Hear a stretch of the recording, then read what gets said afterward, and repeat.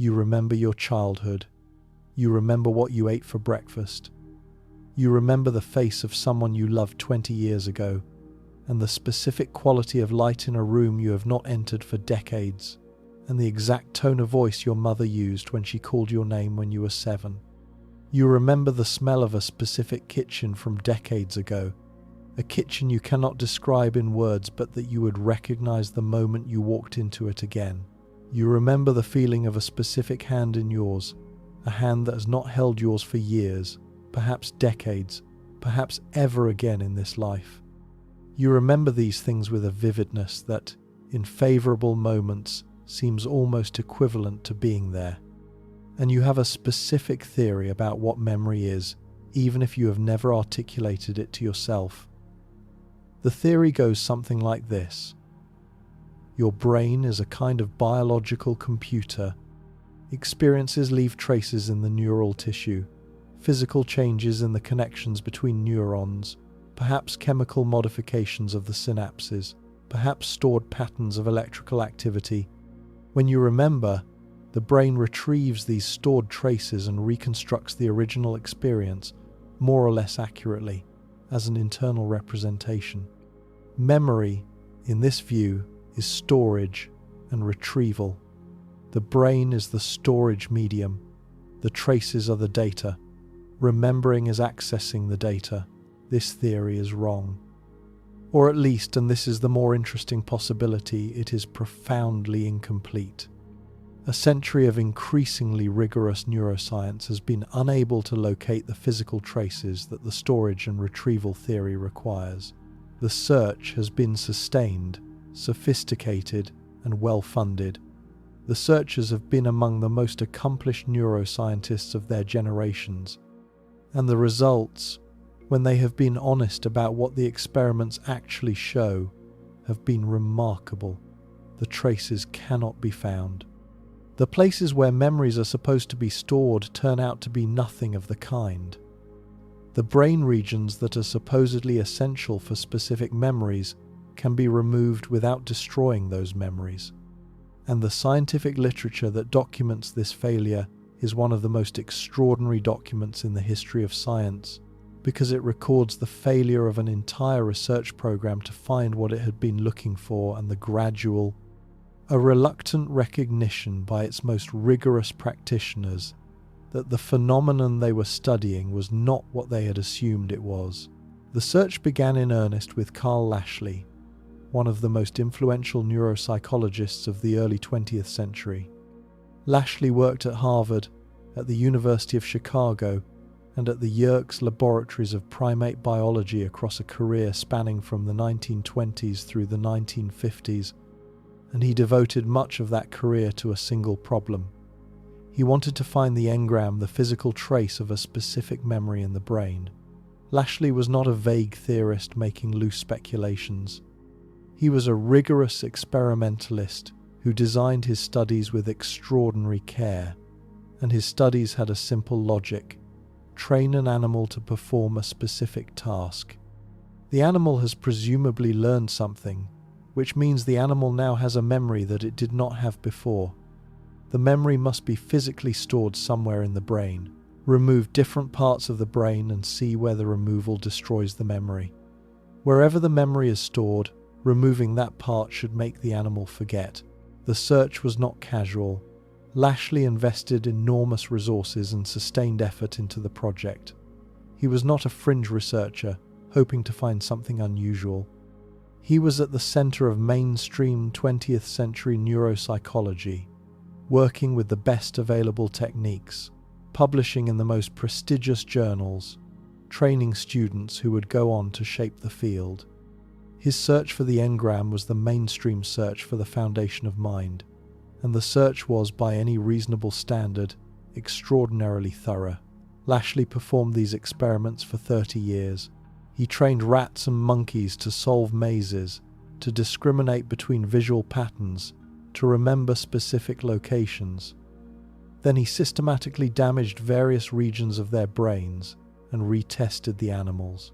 The results, which Lashley documented across hundreds of papers and summarized in his 1950 address, in search of the engram, were extraordinarily difficult to reconcile with the storage and retrieval theory. Memories were not localized. Removing half the cortex of a rat often left the rat's maze performance largely intact. Removing different halves produced roughly equivalent levels of impairment. There was no specific location that, when damaged, destroyed a specific memory. There was no engram. Lashley's conclusion, articulated with the characteristic understatement of his generation of scientists, was striking. It is not possible to demonstrate the isolated localization of a memory trace anywhere within the nervous system. Limited regions may be essential for learning or retention of a particular activity, but within such regions the parts are functionally equivalent. The engram is represented throughout the region. The statement was scientifically rigorous.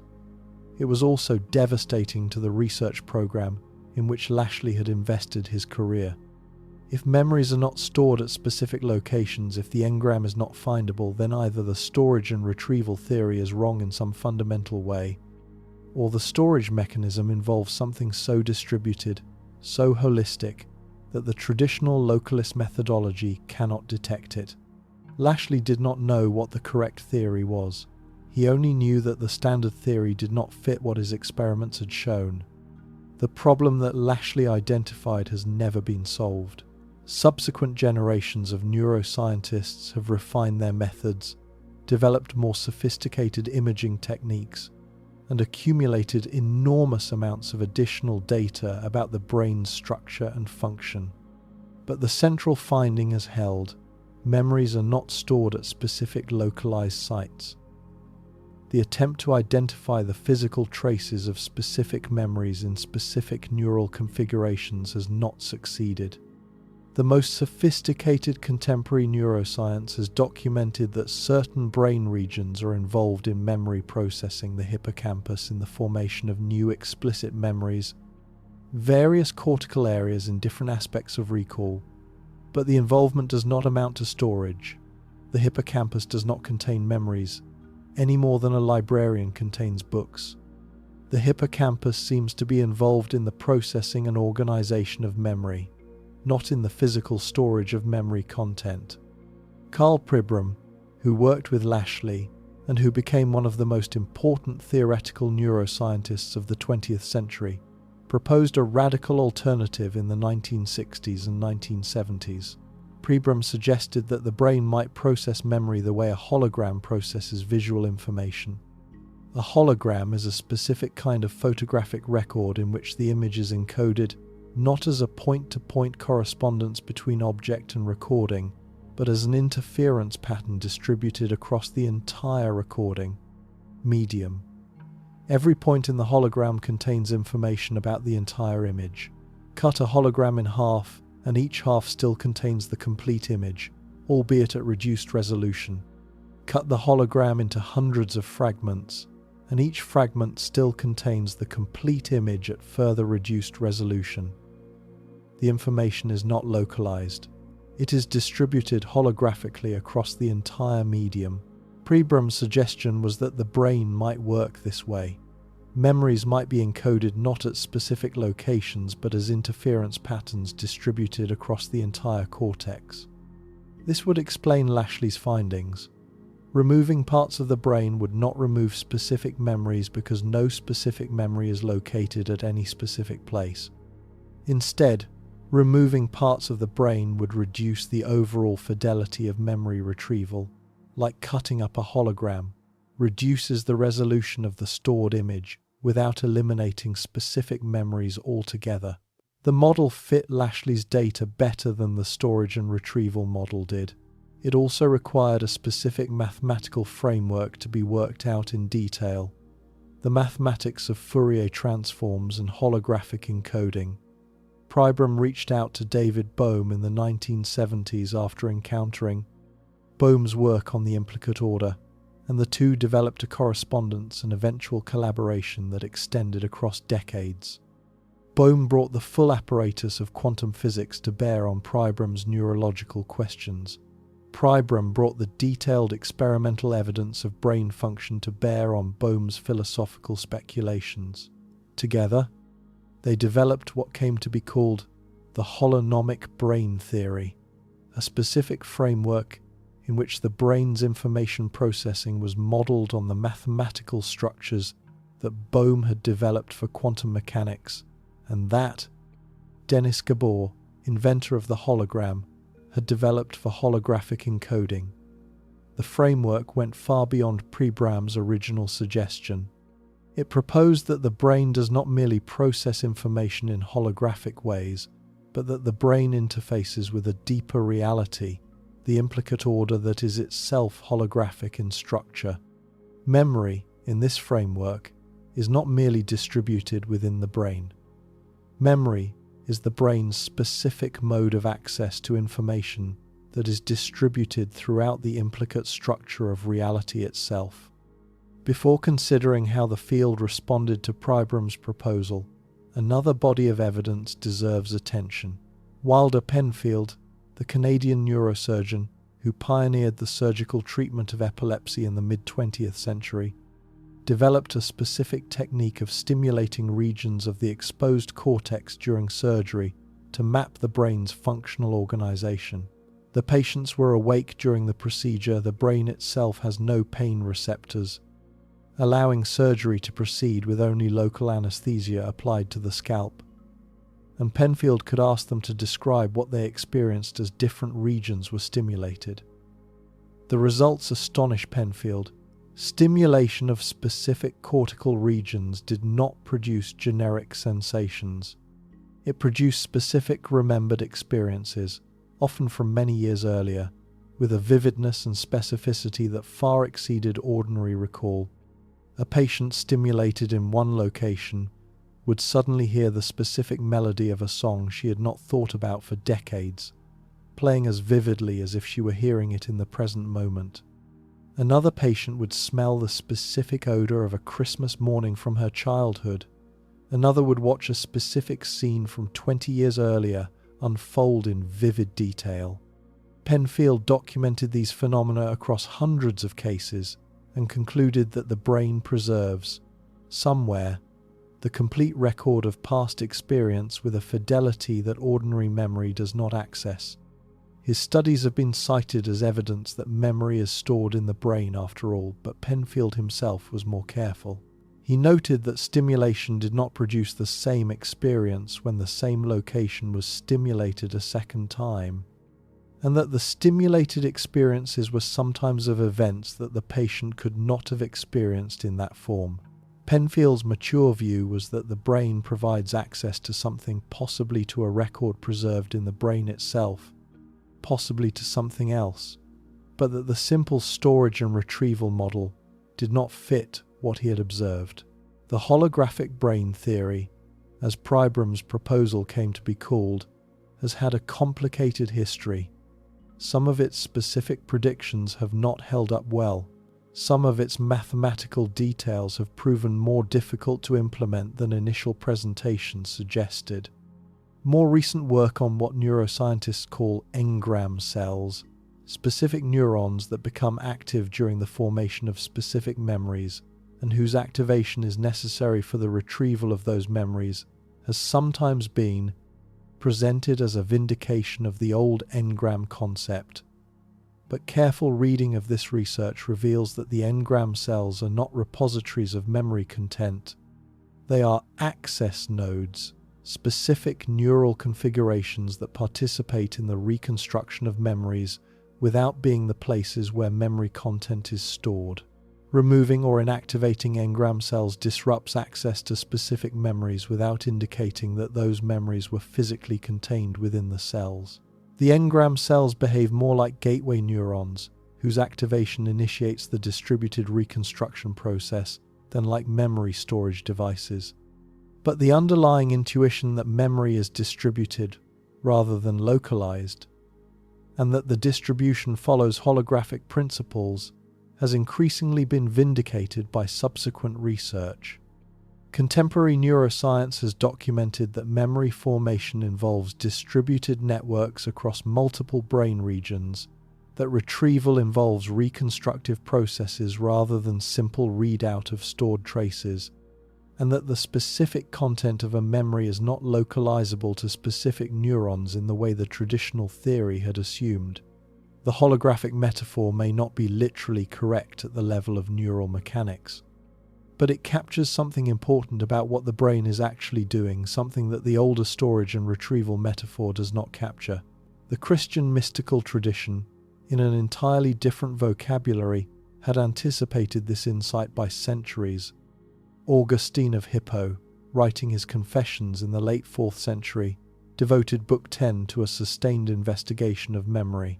Augustine's investigation is remarkable for its depth and its phenomenological precision.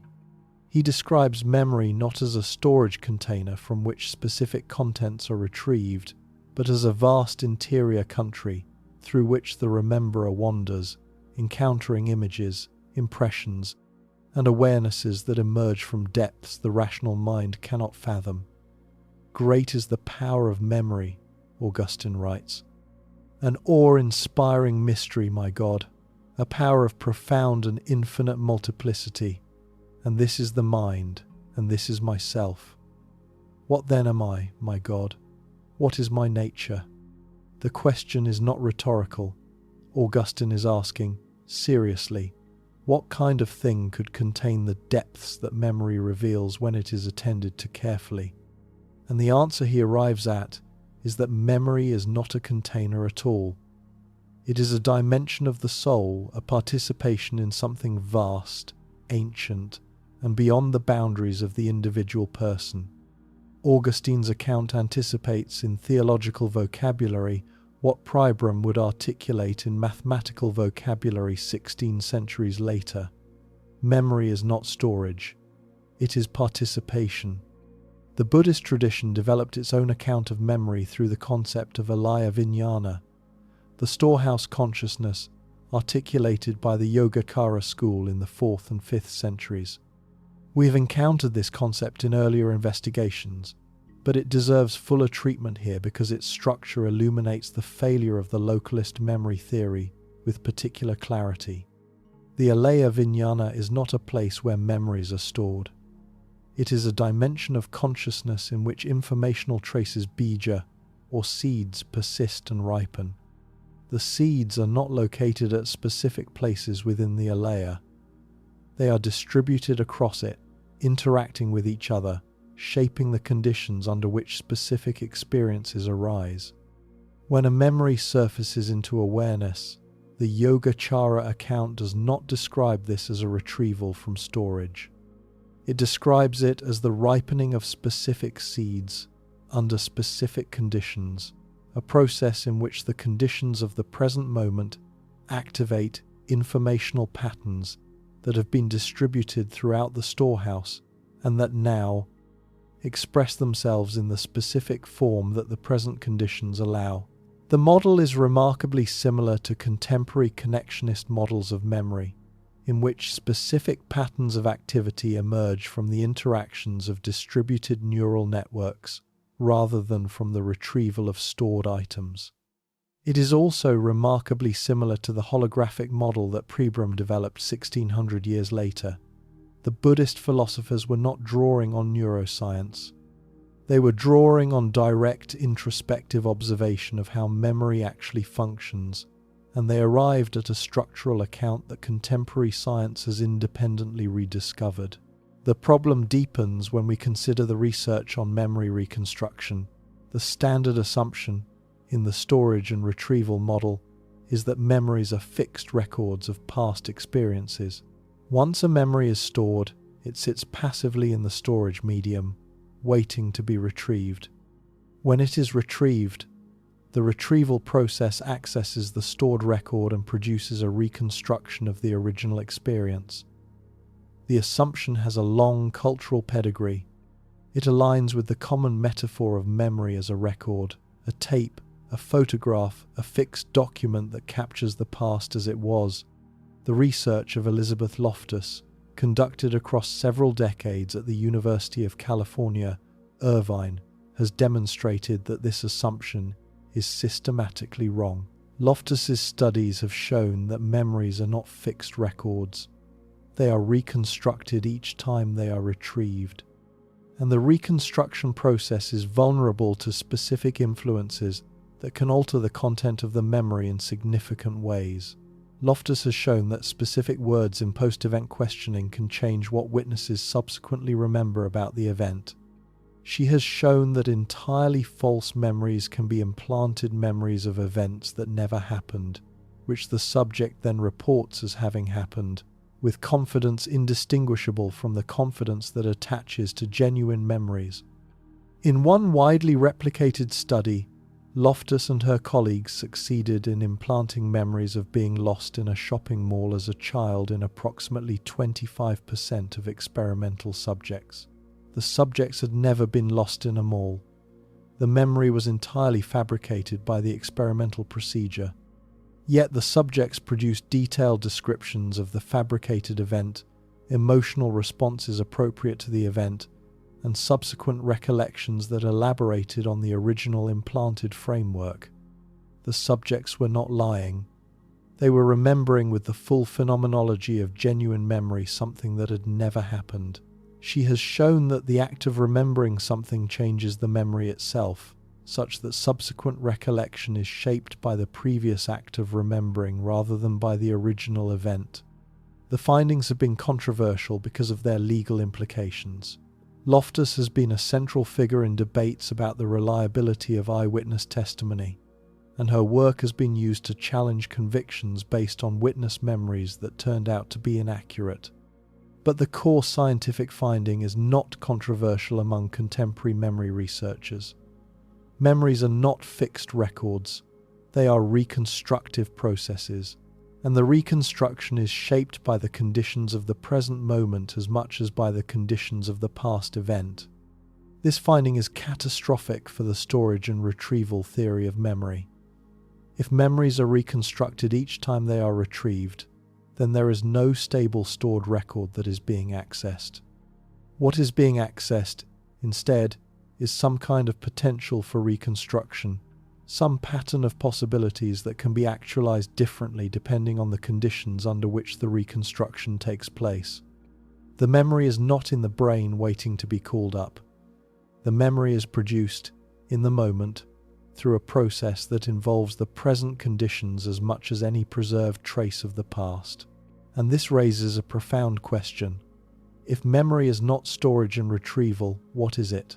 If the past is not preserved as a stable record but is produced anew each time we seem to remember it, then what is the relationship between what we remember and what actually happened? And most importantly, where does the informational content of the memory actually come from, if it is not coming from a stored trace? The physics of the 20th century, as we have developed across these investigations, suggests a radical answer to these questions. The past may not be gone. The past may still exist not as a stored record in the brain, but as a persistent reality in the deeper structure of the universe. And remembering may not be the retrieval of an internal trace, but the active access, through the specific mechanisms that the brain makes possible, to a past that has not ceased to be. This possibility, which sounds extraordinary, follows from some of the most mainstream features of contemporary physics. It is implied by the block universe interpretation of relativity. It is consistent with the information preservation requirements of quantum mechanics. It is supported by experiments on memory that the conventional theory cannot account for. It is, in other words, not a fringe hypothesis adopted by physicists unwilling to accept the reality of loss.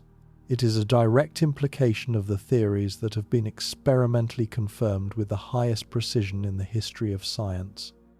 And it corresponds to what contemplative traditions have been describing for millennia, when they speak of a past that is not lost but that continues to exist in dimensions of reality that ordinary perception does not reach.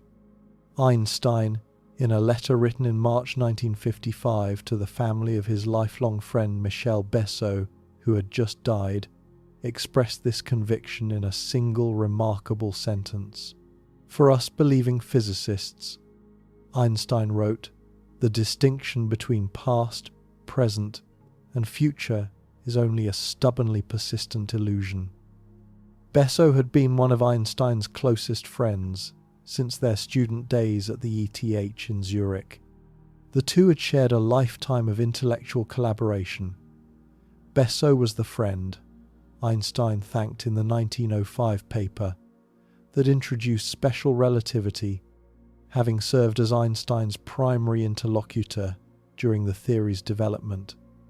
When Besso died in March 1955, Einstein was himself months from his own death. The letter Einstein wrote to Besso's family was not a casual note. It was the considered statement of a dying physicist about what the physics he had spent his life developing actually implied about the nature of death. The statement was not a consolation offered to a grieving family. It was Einstein's own position on the nature of time, developed across decades of reflection on the implications of special and general relativity. Special relativity had demonstrated that simultaneity is relative to the observer. Different observers, moving at different velocities, disagree about which events are simultaneous. General relativity had demonstrated that the geometry of space-time itself depends on the distribution of mass and energy. Together, these theories imply that the four-dimensional space-time manifold is a single unified structure in which past, present, and future are equally real. The specific present that any observer experiences is a specific three-dimensional slice through the four-dimensional structure, a slice that depends on the observer's state of motion and that does not correspond to an objective universal present. This is the block universe interpretation of relativity, and it is taken seriously by a substantial portion of physicists and philosophers of physics. The interpretation does not claim that our experience of time's flow is wrong. It claims that the flow of time is a feature of how reality appears from the perspective of a specific observer embedded within the four-dimensional structure. Reality itself is timeless, or more precisely, reality itself is the full four-dimensional manifold within which temporal sequences are specific patterns rather than an absolute flow from past to future. In this interpretation, the past is not gone. The past is still there at a different location within the space-time manifold. The difference between past and present is the difference between two different locations within a single structure, not the difference between what once existed and what no longer exists. If the block universe interpretation is correct, and its correctness is, at least, compatible with the best confirmed physics we have, then the past continues to exist. Specific past events occupy specific regions of the space-time manifold, and those regions are as real as the region you currently occupy. The childhood you remember is not a set of faded impressions preserved in your brain. It is a specific reality that is still there, at its location within the block universe, with all its original specificity and all its original vividness. The question of memory in this framework becomes a radically different question. Memory is not storage and retrieval of a past that has been lost. Memory is access to a past that continues to exist.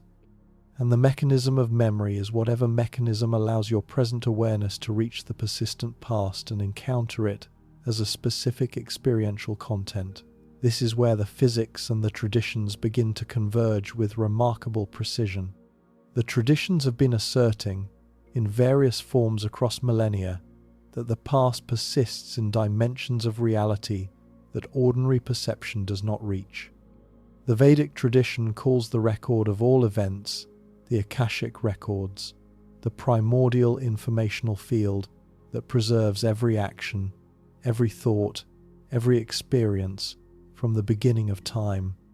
The Theosophical tradition, drawing on both Hindu and Buddhist sources, developed the concept further in the late 19th century, articulating a cosmological framework in which every event leaves its informational trace in a universal field, that is, in principle, accessible to sufficiently developed consciousness. The Akashic field, in its traditional Hindu formulation, is not a metaphor for cultural memory or inherited tradition. It is a specific metaphysical claim about the structure of reality. The field is called Akasha, the primordial substance, prior to the four elements, prior to specific material configurations, from which all manifestations unfold, and within which all events leave their informational traces. The Bhagavad Gita, the Upanishads, and the later Puranas all refer to this field, though under different names and with different emphases. The core claim is consistent. Every event that occurs anywhere in the cosmos leaves its trace in the Akasha, and the complete record of all events from the beginning of time through the end of time is preserved there. This is not a storage system in the conventional sense. There is no specific location where specific events are filed. The events are preserved in the same way that specific frequencies are preserved in a standing wave, as specific patterns within a unified informational substrate that contains all patterns simultaneously. Meister Eckhart articulated this teaching with characteristic precision in the 14th century. God is creating the entire world fully and totally in this present now, Eckhart preached. Everything God created 6,000 years ago, and even previous to that. When God made the world, God created it all in this present now. The claim is structurally identical to the block universe interpretation. All times are simultaneously present in the divine awareness. What appears to us as past, present, and future are specific perspectives within a unified reality that contains all of them at once. Eckhart was teaching this 7 centuries before Einstein wrote to the Besso family. The Christian mystical tradition, through its teachings on the eternal present in which all times are gathered in the divine awareness, describes a structurally similar metaphysical claim. And the indigenous traditions of the world, through their teachings on ancestral presence and the continuing reality of events that occurred in the sacred past, articulate the same insight through specific cultural and ceremonial frameworks. The second part of this investigation will push into this territory in detail. We will examine the specific neuroscience of memory reconstruction, the research on memory consolidation, reconsolidation, and the molecular mechanisms that the brain uses to produce specific remembered experiences. We will examine the epigenetic research that has documented the transmission of specific informational traces across generations, the research on Holocaust descendants, on descendants of famine survivors, on descendants of traumatic exposures that show specific biological signatures of events their bodies never directly experienced. We will examine the research on planaria and other simple organisms that appears to demonstrate the preservation of memory across radical bodily transformations. And we will examine the specific physical mechanisms that could allow access to a past that, if the block universe is correct, has never ceased to exist. The past is still here. The question is how, and through what mechanisms, we reach it. The research on epigenetic inheritance has transformed the understanding of what can be transmitted from one generation to the next. The classical view, dominant through most of the 20th century, held that genetic inheritance transmitted genes, specific sequences of DNA, while experiences remained confined to the individual who experienced them. Your grandfather's trauma was his trauma. It died with him. It could influence his children psychologically through the way he parented, but it could not enter his children biologically. The gene pool he contributed was a matter of fixed sequences, unaffected by what he had lived through. This view is no longer tenable. The research of the last 2 decades has established that specific experiences, particularly traumatic experiences, prolonged stress, specific environmental exposures, and specific nutritional conditions leave specific biological traces that can be transmitted to descendants across at least one and possibly multiple generations. The traces are not in the DNA sequence itself. The traces are in the epigenome, the system of chemical modifications attached to the DNA that regulates how genes are expressed. These modifications are heritable. They alter which genes are turned on or off in the descendants, and they carry specific informational content about what the ancestor experienced. Rachel Yehuda, the director of the Traumatic Stress Studies Division at the Icahn School of Medicine at Mount Sinai, has conducted what may be the most important research in this area. Yehuda's studies of Holocaust survivors and their descendants have documented specific biological signatures of trauma that are transmitted to children and grandchildren of survivors. The descendants show specific alterations in cortisol regulation, specific patterns of methylation on genes associated with stress response, and specific psychological vulnerabilities that correlate with specific features of their ancestors' traumatic experiences. The descendants did not experience the Holocaust themselves. Their bodies, however, bear specific markings of what their grandparents and great-grandparents endured. The mechanism involves methylation patterns on specific genes, particularly the FKBP5 gene, which regulates cortisol response. In Holocaust survivors, the gene shows specific methylation patterns associated with the chronic stress of prolonged trauma. In the children of survivors, the same patterns are present, even though the children never experienced the original trauma. The methylation has been transmitted across the generational boundary, carrying specific informational content about the grandparent's experience into the grandchild's biology. The grandchild does not remember the camp, but the grandchild's epigenome remembers it. Yehuda's research has been replicated and extended by multiple independent laboratories.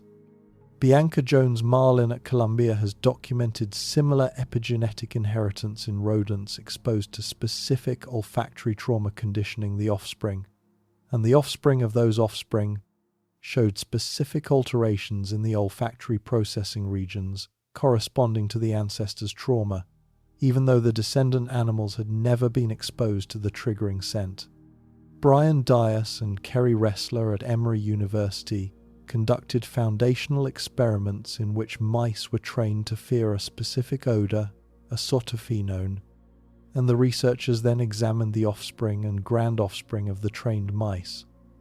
The descendants showed specific sensitivity to the same odor, specific alterations in the corresponding olfactory neurons, and specific changes in the genes involved in olfactory processing, all transmitted through the germline to animals that had never encountered the odor themselves.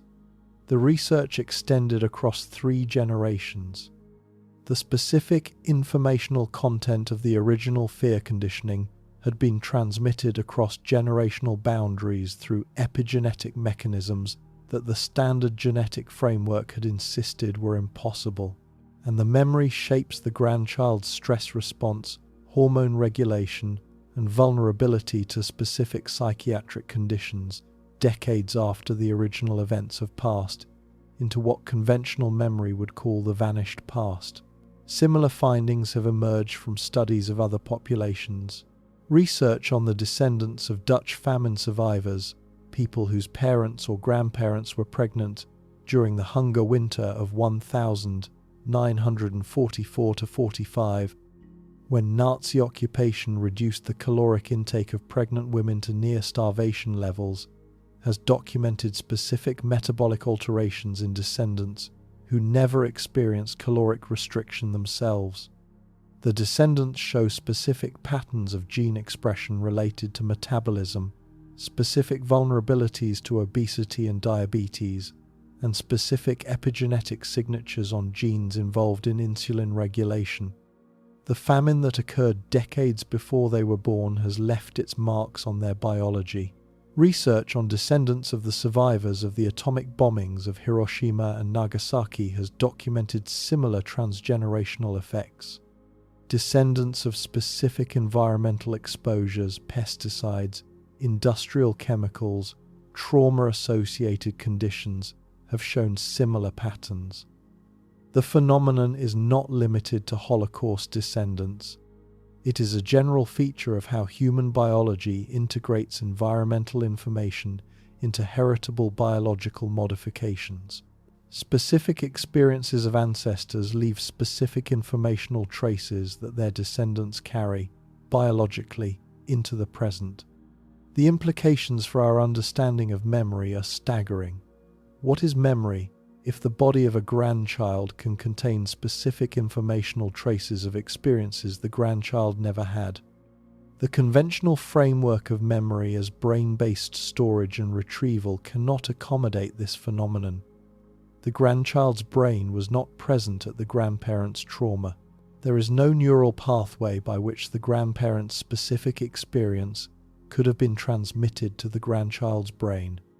Yet the grandchild's body contains specific biological markers of that experience, and those markers influence the grandchild's present functioning in specific ways. The past has entered the present through a channel that the brain-based storage model does not describe. The research connects to the broader picture that the block universe interpretation of relativity suggests.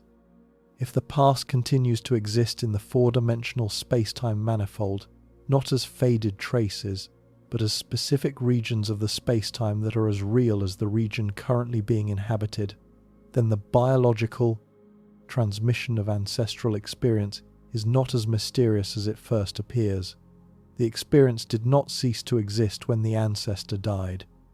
It persists at its location in the space-time structure, and the biological mechanisms that transmit epigenetic modifications across generations are specific mechanisms that allow the persistent past to leave specific marks on the present.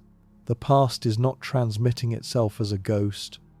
It is transmitting itself as information that remains, at the deepest level, what the past actually was and that finds its expression, through the specific channels biology provides, in the specific alterations we measure in descendant populations.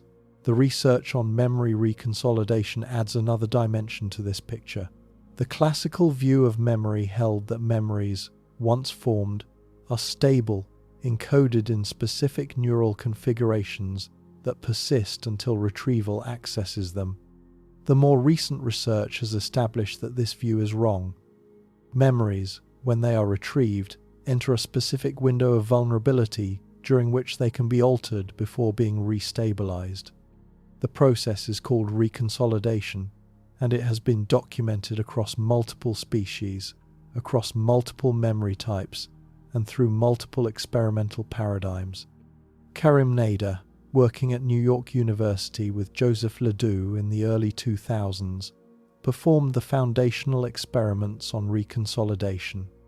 Nader's studies used fear conditioning in rats, training the animals to associate a specific stimulus with a specific, aversive experience, then testing the strength of the learned association. The innovation was to inject a specific protein synthesis inhibitor anisomycin into specific brain regions at specific times after memory retrieval. The inhibitor blocked the molecular processes required to restabilize the memory after it had been retrieved.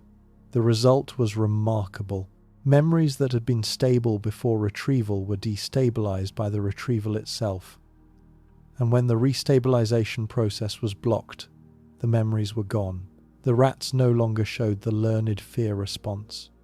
The memory, which had appeared to be a fixed, stored record, had turned out to be unstable every time it was accessed, protected from degradation by molecular mechanisms that could be specifically disrupted. The mechanism involves specific molecular processes that reopen the memory to modification. When a memory is retrieved, specific neural circuits are reactivated. The reactivation triggers a cascade of molecular events that temporarily destabilize the neural patterns underlying the memory.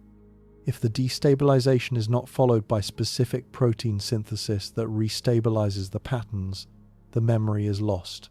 If the restabilization occurs under altered conditions, if the retrieval was accompanied by new information, new emotional context, or specific interventions, the restabilized memory incorporates those alterations. The memory that emerges from reconsolidation is not identical to the memory that existed before retrieval. It is a new specific configuration shaped by both the past content and the present conditions. The findings revolutionize the understanding of memory and have produced ongoing clinical applications. Research on reconsolidation-based therapies for PTSD has documented that specific protocols combining retrieval of traumatic memories with specific pharmacological or behavioral interventions during the reconsolidation window can permanently alter the emotional content of traumatic memories. The memories remain, the trauma does not. The findings have therapeutic implications that are currently being developed into treatment protocols for veterans, sexual assault survivors, and others suffering from persistent traumatic memory. But the implications for the theoretical understanding of memory go further. If memories are destabilized every time they are retrieved, then the notion of a fixed, stored memory is even more problematic than Loftus's reconstruction research indicated. The memory is not merely reconstructed each time it is retrieved. It is disassembled during retrieval and reassembled afterward. The specific configuration that exists after retrieval is not necessarily the same configuration that existed before, and the storage medium is not passively preserving stable records. It is actively reprocessing them every time they come into awareness. The reconsolidation research is consistent with the holographic brain theory. It is consistent with the block universe interpretation of memory as access to persistent past rather than as retrieval of preserved trace. And it is consistent with the tradition's insistence that memory is a dynamic relationship with ongoing reality rather than a fixed record of what is gone. The brain is not a filing cabinet. The brain is a specific kind of access device, a biological interface with a past that continues to exist and that, each time we reach toward it, is reached fresh, remade, and reintegrated into the ongoing present. Rupert Sheldrake has proposed a specific theoretical framework that attempts to account for these phenomena through what he calls morphic resonance. Sheldrake's theory, developed across decades in his books A New Science of Life and The Presence of the Past, proposes that living organisms are shaped not only by their genes, but also by specific fields of information, morphic fields that contain the accumulated experience of their species. Specific behaviors, specific forms, specific patterns of activity resonate across individuals and across generations through these fields. A rat that learns a new maze trick in England makes the learning slightly easier for rats learning the same trick in Australia, not because any information has been transmitted through conventional channels, but because the rats in Australia are resonating with the morphic field that includes the new learning. The theory has been controversial. Sheldrake has been criticized by mainstream scientists for proposing a mechanism that falls outside the standard physical framework. But Sheldrake's proposals have been supported by specific experimental evidence that the critics have sometimes been unable to dismiss. The experiments on planaria that McConnell conducted, the transgenerational epigenetic findings, and the anomalous phenomena of learned behaviors spreading across isolated populations more rapidly than conventional mechanisms can account for. All of these are consistent with morphic resonance, even when they resist the more conventional explanations. Sheldrake's framework may or may not be correct in its specific form. The framework also corresponds in structural ways to what the physics of information conservation requires. If information cannot be destroyed, as unitarity demands, then the informational content of every experience must persist somewhere. The persistence cannot be in the specific biological systems of the experiencers because those systems decay and eventually dissolve. The persistence must be in some more enduring substrate. The contemplative traditions have been describing this substrate under various names: the Akashic field, the alaya-vijñana, the morphic field, the divine memory, the imaginal realm, and contemporary physics is beginning to recognize that the preservation of information across the changes of material configurations requires precisely the kind of substrate that the traditions have been pointing at. But the framework addresses a specific gap in conventional biology that the research on memory and inheritance has been unable to close through conventional means. Carl Jung approached the same territory through a different framework, the collective unconscious. Jung proposed that specific psychic structures, which he called archetypes, are shared across all humans and transmitted through a collective unconscious that lies deeper than the individual unconscious of any specific person.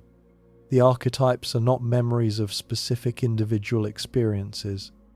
They are patterns: the hero, the shadow, the mother, the wise old man, the trickster, the anima and animus that recur across cultures and across historical periods with sufficient consistency to suggest a shared underlying source. Jung's evidence included the analysis of dreams, of cross-cultural mythologies, of the persistent motifs in literature and art across civilizations that had no direct contact with each other. The archetypes, Jung argued, are not produced by the individual psyche. They are accessed by the individual psyche through its participation in the collective unconscious that underlies individual experience. The collective unconscious, in Jung's framework, is a dimension of reality in which specific informational patterns are preserved and in which all human beings participate by virtue of being human.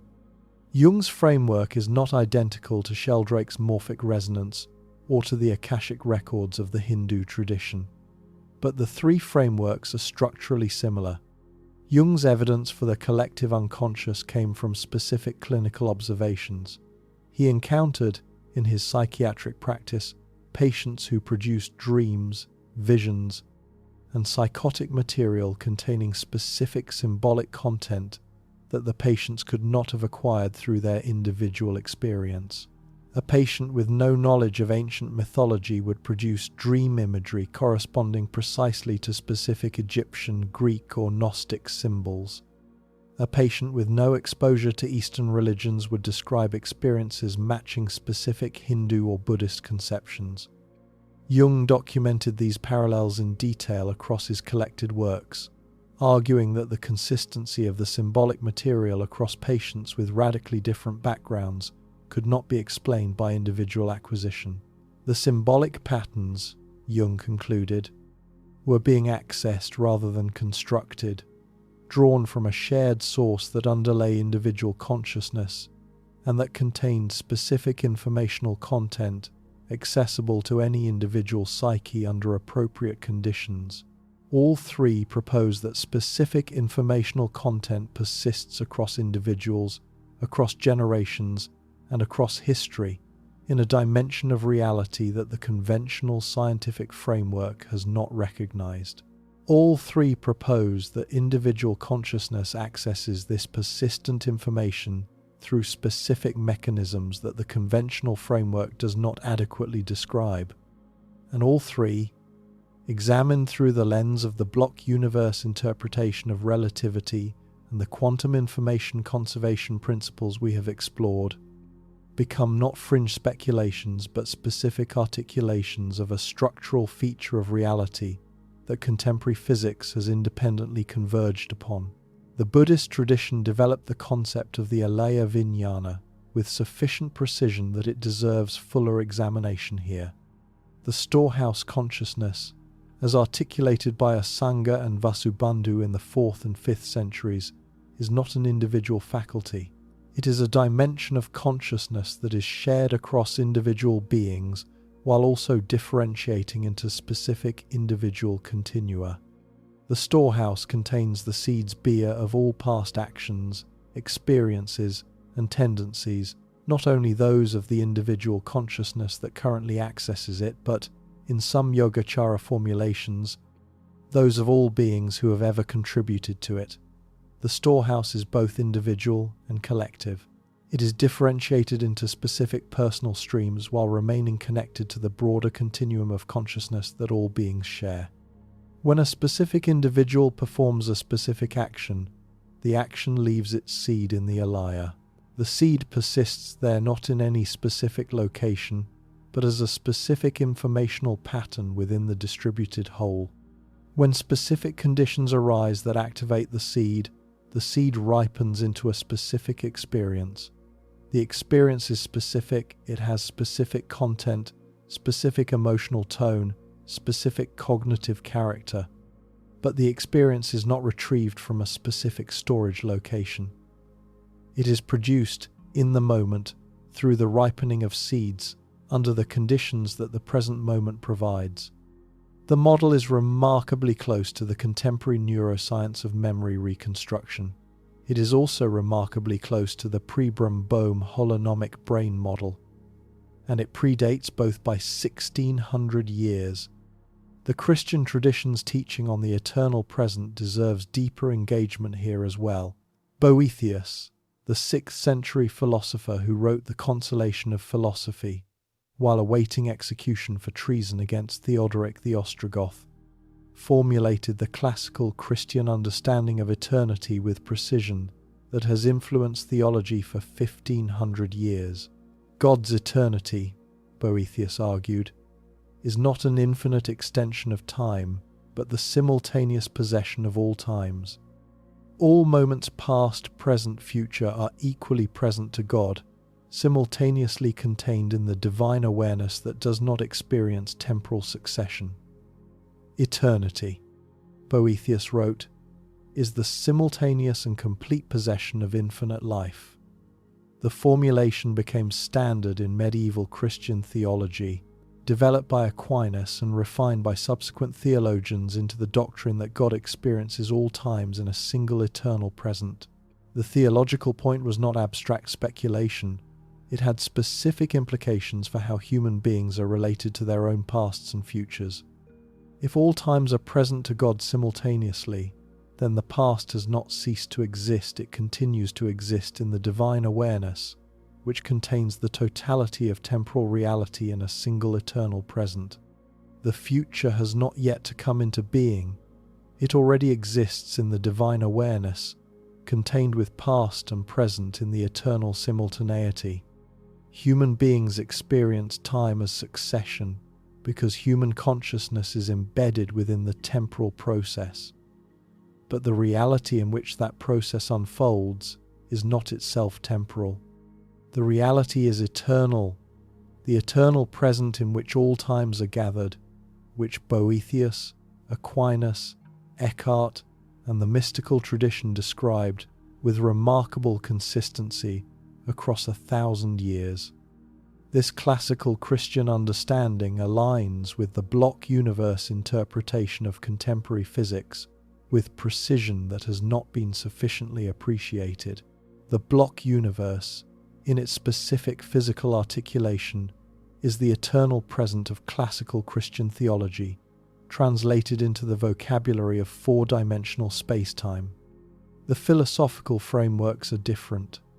The underlying claim about the ontology of time is structurally identical. All times exist. The past is not gone. The future is not yet to come. What appears as temporal succession is a specific perspective within a unified reality whose deepest character is the simultaneous presence of all times.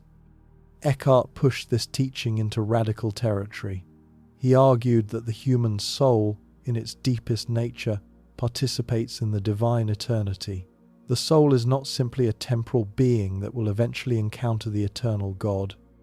The soul has within it, at its deepest level, the ground that shares in the divine eternal present. There is a power in the soul, Eckhart preached, which is so subtle and luminous that it can grasp the unity of God. This power, which Eckhart called various names, the spark of the soul, the apex of the mind, the uncreated ground, participates directly in the divine eternity that contains all times. And when this power is awakened through contemplative practice, the soul gains access to the eternal present from which all temporal experience arises. This teaching is not merely theoretical in the contemplative tradition. It is the basis for specific spiritual practices that aim at direct experiential access to the eternal present.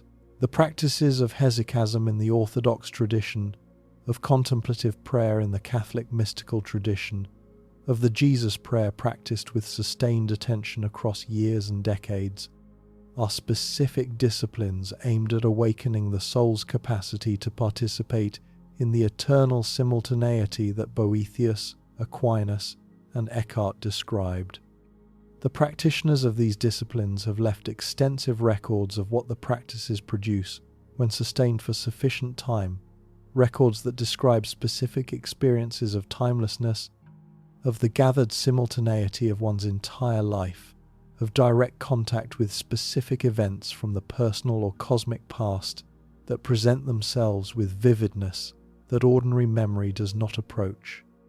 What appears to ordinary consciousness as past memory becomes, in the awakened soul, direct awareness of a persistent reality that has never ceased to be. The Sufi tradition of Islam articulated a closely related teaching through the concept of the world of mithal, the imaginal realm developed most rigorously by Ibn Arabi in the 13th century. The imaginal realm is not the imagination in the conventional modern sense. It is a specific ontological dimension, a realm between the pure intelligible reality and the physical material reality, in which specific forms persist with their own reality. The past, in Ibn Arabi's framework, does not cease to exist. It persists in the imaginal realm, where its specific forms continue to be real, even though they are no longer instantiated in the physical realm. The Sufi seeker, through specific contemplative practices, can access the imaginal realm and encounter specific past events with a fidelity that ordinary memory does not approach. The access is not imagination in the sense of fabrication. Ibn Arabi provided detailed phenomenological descriptions of what this access is like. The seeker, he wrote, encounters specific events, specific persons, specific scenes from the past, with a vividness that the waking mind cannot duplicate. The encounters are not imaginary in the sense of being invented by the imagination. They are imaginary in the specific technical sense of taking place in the imaginal realm, the specific ontological dimension where forms exist with their own reality, independent of their physical instantiation. Ibn Arabi distinguished this from ordinary imagination, which produces representations through the faculty of mental image making. The access to the imaginal realm is not the faculty of the seeker producing images. It is the specific encounter with forms that are there, waiting to be met, whose specific content is not produced by the seeker but is met by the seeker. The accesses encounter the direct meeting with forms that are as real as the physical forms of present perception, though existing in a different ontological register. The Aboriginal Australian tradition places this insight within a specific cultural and cosmological framework. The Dreamtime is not merely a creation narrative about what happened in the past. It is an ongoing reality in which the ancestral beings continue to exist and in which the specific events of the creative acts continue to occur. The kangaroo is not merely the descendant of the ancestral kangaroo being. The kangaroo is an expression of the ancestral being, whose specific reality persists in the Dreamtime and whose expression in the present kangaroo is the ongoing manifestation of that persistent reality. The Dreamtime is not past in the conventional sense. It is eternally present, underlying the specific temporal forms that we experience as past, present, and future, providing the ongoing reality from which those forms specifically unfold. Aboriginal elders speak of walking the songlines as a specific practice, ritualized journeys along specific routes that retrace the paths of the ancestral beings. The journeys are not reenactments. They are renewals of the ongoing reality of the Dreamtime events, which continue to happen eternally along the specific routes that the journeys follow. The past is not behind the walker. The past is under the walker's feet, alive in the specific land, accessible through the specific ceremonial engagement that the songline journey represents. Bruce Pascoe's research, documented in his book Dark Emu, has revealed the sophisticated informational structures that traditional Aboriginal knowledge preserved across tens of thousands of years through these ceremonial practices. The information was not stored in books. It was sustained in the living relationship between the people and the land, with the Dreamtime reality continuing to provide the specific content that the ceremonies engaged. The Western philosophical tradition, in its Greek origins, articulated a version of this insight before the Christian theology developed. Plato in the Meno and the Phaedrus argued that what we call learning is actually recollection and amnesis. The soul, in Plato's framework, possesses knowledge of the eternal forms, the truths of mathematics, of ethics, of the fundamental structures of reality from its existence prior to embodiment. What appears as the discovery of new truth during embodied life is actually the remembering of what the soul already knew before birth. Plato's argument in the Meno involves a slave boy who, through careful questioning, demonstrates knowledge of geometric principles he had not been taught the knowledge. Plato suggests was in the boy all along, requiring only the right questions to bring it to awareness.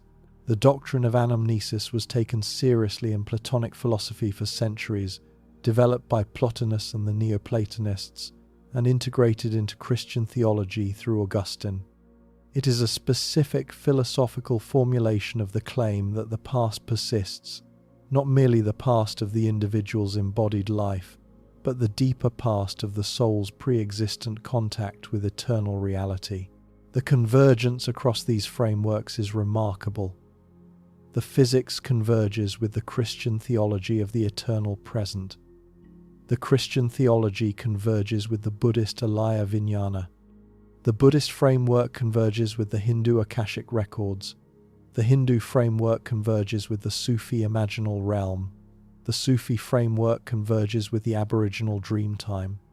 All of them, working through entirely different methodologies and vocabularies, are pointing at the same structural feature of reality. The past is preserved, not lost. It persists in dimensions of reality that ordinary waking perception does not directly access, but that contemplative practice, philosophical investigation, and the most rigorous physics have independently confirmed exist. The third part of this investigation will push further into the mechanisms through which the persistent past becomes accessible to consciousness. We will examine the specific neurophysiology of memory retrieval in the context of the block universe framework. We will examine the cases of apparent past life memory children who report specific details of lives they could not have experienced, which in some cases have been verified against historical records. We will examine the cases of near-death experiences in which individuals report access to specific informational content about their entire lifetimes, compressed into specific moments of heightened awareness. And we will examine the specific contemplative practices through which the traditions claim that this access can be systematically cultivated. The ongoing research continues to accumulate evidence that memory is not what the classical framework had assumed. Every new finding in epigenetic inheritance, in memory reconsolidation, in the phenomena of apparent past life recall, in the documented cases of access to specific informational content that the experiencer could not have obtained through conventional channels, all of these contribute to the emerging picture that memory is access rather than storage, that the past is present rather than vanished, and that the mechanisms involved extend beyond the boundaries of the individual brain into dimensions of reality that the traditions have been describing, and that contemporary physics is beginning to articulate in its own vocabulary. The past is still there. The question is how, and through what mechanisms, we can reach it, not as faded memory but as direct encounter with what has not ceased to exist. The question of mechanism is where the physics of memory becomes most practically significant. If the past continues to exist in the block universe and persists in the informational substrates that contemplative traditions have described, then the question that follows is not whether the past is accessible. The accumulated evidence establishes that it is, but through what specific mechanisms the access occurs. The traditions have been developing answers to this question for thousands of years. The contemporary physics is beginning to articulate answers in its own vocabulary, and the integration of the two perspectives produces a picture of memory access that extends far beyond what the conventional neuroscience has been willing to consider. The first mechanism involves the specific neural configurations that serve as interfaces with the persistent informational substrate. The brain, in this framework, is not the storage site of memory.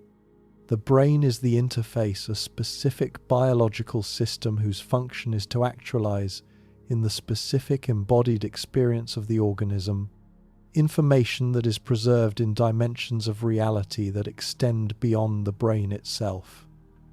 Different neural configurations produce different kinds of access. Specific hippocampal circuits provide access to specific autobiographical content. Specific cortical regions provide access to specific procedural knowledge. Specific brainstem configurations provide access to specific somatic patterns. The brain, in this view, is like a complex radio receiver with multiple tuners, each tuner dedicated to a specific frequency band, each band corresponding to a specific kind of accessible information. The radio does not produce the broadcasts.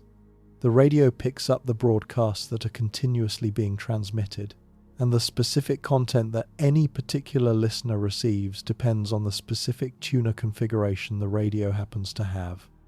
This interface model, articulated in various forms by Aldous Huxley in the 1950s, by Henri Bergson in the early 20th century, and by various contemporary philosophers of mind, finds increasing support in the neuroscience of altered states. The research on psychedelics, particularly the work of Robin Carhart Harris and his collaborators at Imperial College London, has documented that reduced default mode network activity correlates with expanded access to specific kinds of information that ordinary consciousness does not provide. The psychedelic experience is not a generation of novel content. It is, in the interpretation that increasingly commands the evidence, a reduction in the filtering that ordinarily restricts consciousness to the narrow band of information required for everyday functioning. The filter relaxes. Information that was always available but was usually suppressed becomes accessible, and the content that emerges often has specific structural features that align with what the traditions have been describing, including specific memory content, specific archetypal imagery, and specific transpersonal access that the conventional framework cannot account for. The research on terminal lucidity provides a different window on the same phenomenon. Terminal lucidity is a documented clinical phenomenon in which patients with severe dementia or other brain pathologies experience, shortly before death, a sudden return of lucid cognitive function. The patient who has not recognized family members for years suddenly recognizes them by name. The patient who has not spoken coherently for months produces coherent speech. The patient who has seemed absent from awareness demonstrates specific detailed memories that the damaged brain, according to the conventional framework, should be incapable of retrieving. The phenomenon is rare but well documented, and it presents a specific challenge to the storage and retrieval theory of memory. If the memories were stored in the damaged brain tissue, how can the damaged tissue suddenly produce them? If the storage medium has failed, how does the retrieval succeed? The interface model provides a specific explanation. The brain provides access to memory content that is preserved beyond the brain. When the brain is damaged, the interface is compromised and the access is disrupted, but the underlying content continues to exist. and under specific conditions, perhaps specific final neurobiological states. As the dying process unfolds, the interface briefly regains its function, even when the damaged tissue seems incapable of supporting that function. Alexander Batjani, a researcher at the International Academy of Philosophy in Liechtenstein, has compiled the most systematic collection of terminal lucidity cases in the contemporary literature. His research has documented hundreds of specific cases in which patients with severe cognitive impairment from Alzheimer's disease, from traumatic brain injury, from advanced dementia have experienced sudden restoration of cognitive function in their final hours or days before death. The cases include specific instances in which the patient produces specific accurate content that the damaged brain, according to every conventional measure, should not have been able to produce. The content was never gone, the interface was failing, and when the interface briefly restores, the content becomes accessible again in the specific form that the traditions have described and that terminal lucidity documents. The research on children who report specific past life memories provides another, more controversial body of evidence. Ian Stevenson, who founded the Division of Perceptual Studies at the University of Virginia in 1967, dedicated 40 years to the systematic investigation of such cases. Stevenson and his successors have collected more than 2,500 documented cases of young children, typically between the ages of 2 and 7, who spontaneously report specific detailed memories of lives they could not have lived. The children often report specific names, specific places, specific relationships, and specific details of deaths that they could not have known through conventional channels. In cases that have been carefully investigated, specific details reported by the children have been matched against historical records, against the memories of surviving relatives of deceased persons the children claim to have been, and against specific circumstances of deaths that the children describe with precision that coincidence cannot easily explain. Stevenson's research was rigorous. His cases included specific controls against information leakage, specific protocols for investigating the claims, and specific standards for documenting verified details. The cases did not all hold up under investigation, but a significant subset did. Children in India, Lebanon, Sri Lanka, Thailand, Burma, Turkey, and West Africa have reported specific details that have been matched in controlled investigations against specific events that occurred before the children's births. One of Stevenson's best documented cases involved a Lebanese boy named Suleiman Andari, who began at the age of 2 to claim that he had been a man named Abdallah Abu Hamdan from a village several hours away. The boy described specific details: the name of his supposed previous wife, the specific circumstances of his death, specific locations within the village he had supposedly lived in. Stevenson's team investigated the claims and discovered that a man by the name Suleiman described had indeed lived in that village and had died under circumstances matching the boy's account. The boy had not met any surviving relatives of the deceased man before making his claims. He had not visited the village. Information leakage through family members or the local community, while possible in principle, was controlled for in Stevenson's investigative protocols as much as any such controls can be implemented in field research. When the boy was eventually taken to meet the surviving relatives of the supposedly previous person, he recognized specific individuals, named them correctly, and identified specific locations within the village with an accuracy that persuaded the investigating team and the families involved that something inexplicable had occurred. Similar cases have accumulated from multiple cultures. Jim Tucker, Stevenson's successor at the University of Virginia, has continued the research and has published specific cases from the United States. James Leininger, a young boy who reported specific details of a World War II pilot's life and death, which was subsequently matched against the historical record of a specific pilot whose fate corresponded to the boy's account. Ryan Hammond's, whose reports of a previous life as a Hollywood figure were matched against the biography of a specific actor named Marty Martin, whose life details corresponded to the boy's account in specific ways.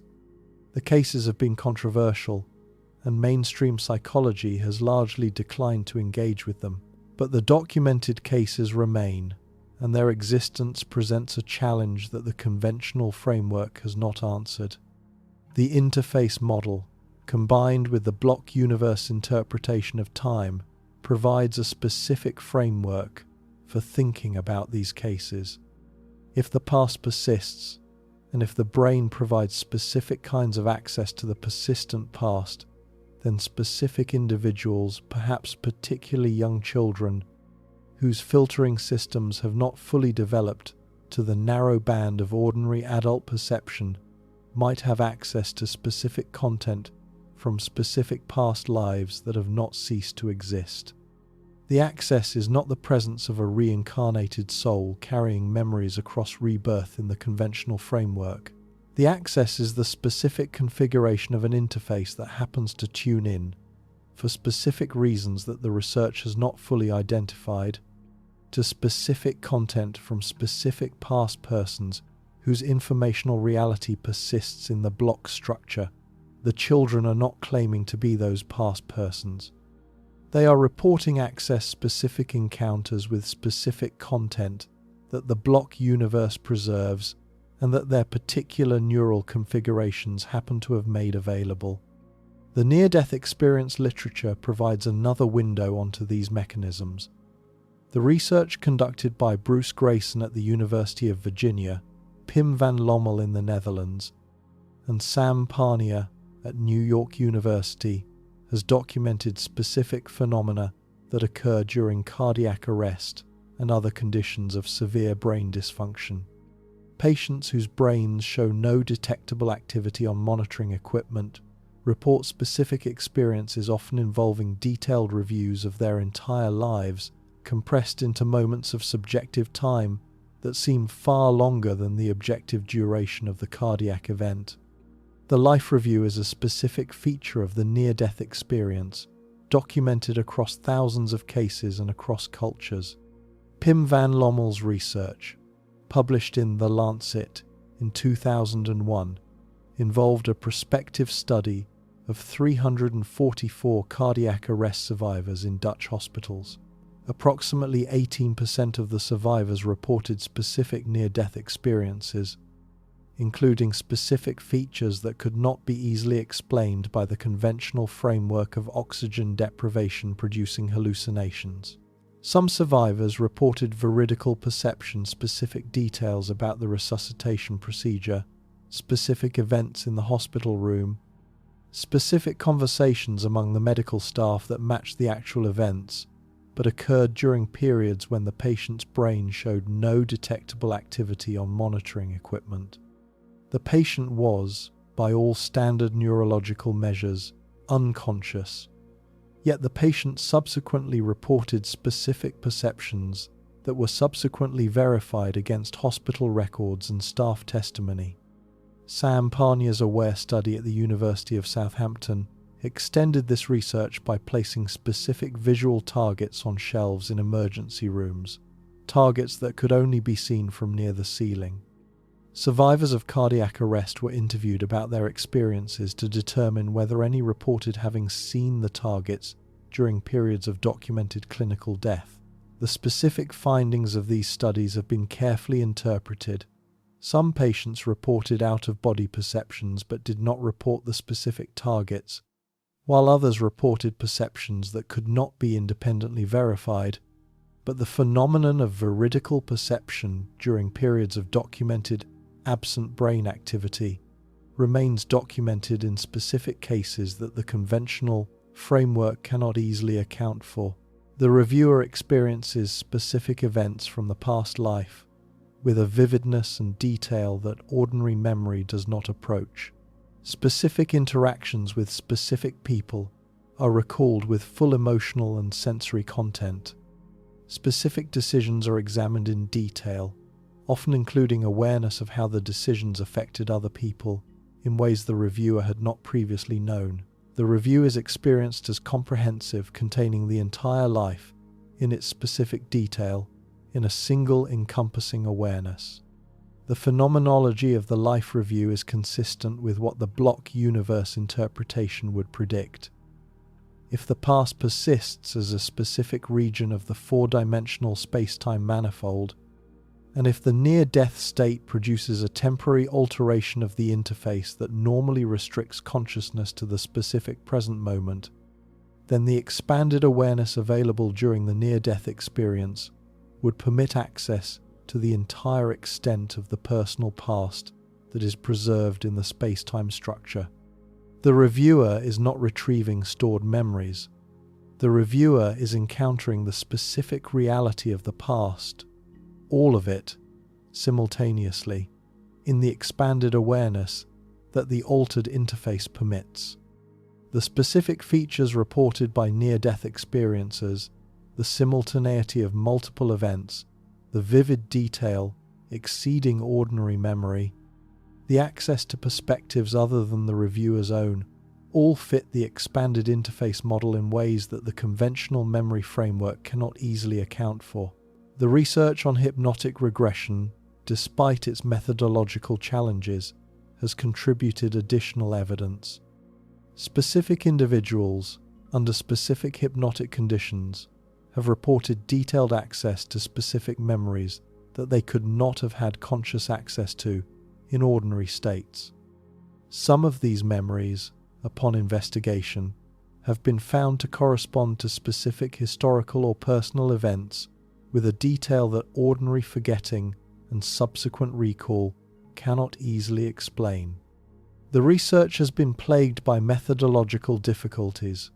Hypnotic suggestibility can produce false memories as well as access to genuine ones, but the documented cases of verified hypnotic recall add to the pattern of evidence suggesting that the brain's ordinary configuration filters access to information that specific altered states can make available. The contemplative traditions provide specific practices aimed at systematically cultivating the access that these various altered states demonstrate in unsystematic form. The Buddhist practice of recollection of past lives, pabanivasanusati jnana, is listed in the classical Theravada tradition as one of the specific knowledges that arises through advanced meditation practice. The practitioner who has cultivated sufficient concentration and insight can, according to the tradition, systematically recall specific past lives with specific detail. The Buddha himself, in the traditional accounts of his enlightenment, reports recalling hundreds of thousands of past lives on the night of his awakening, recognizing the specific conditions, specific relationships, and specific events of each with full clarity.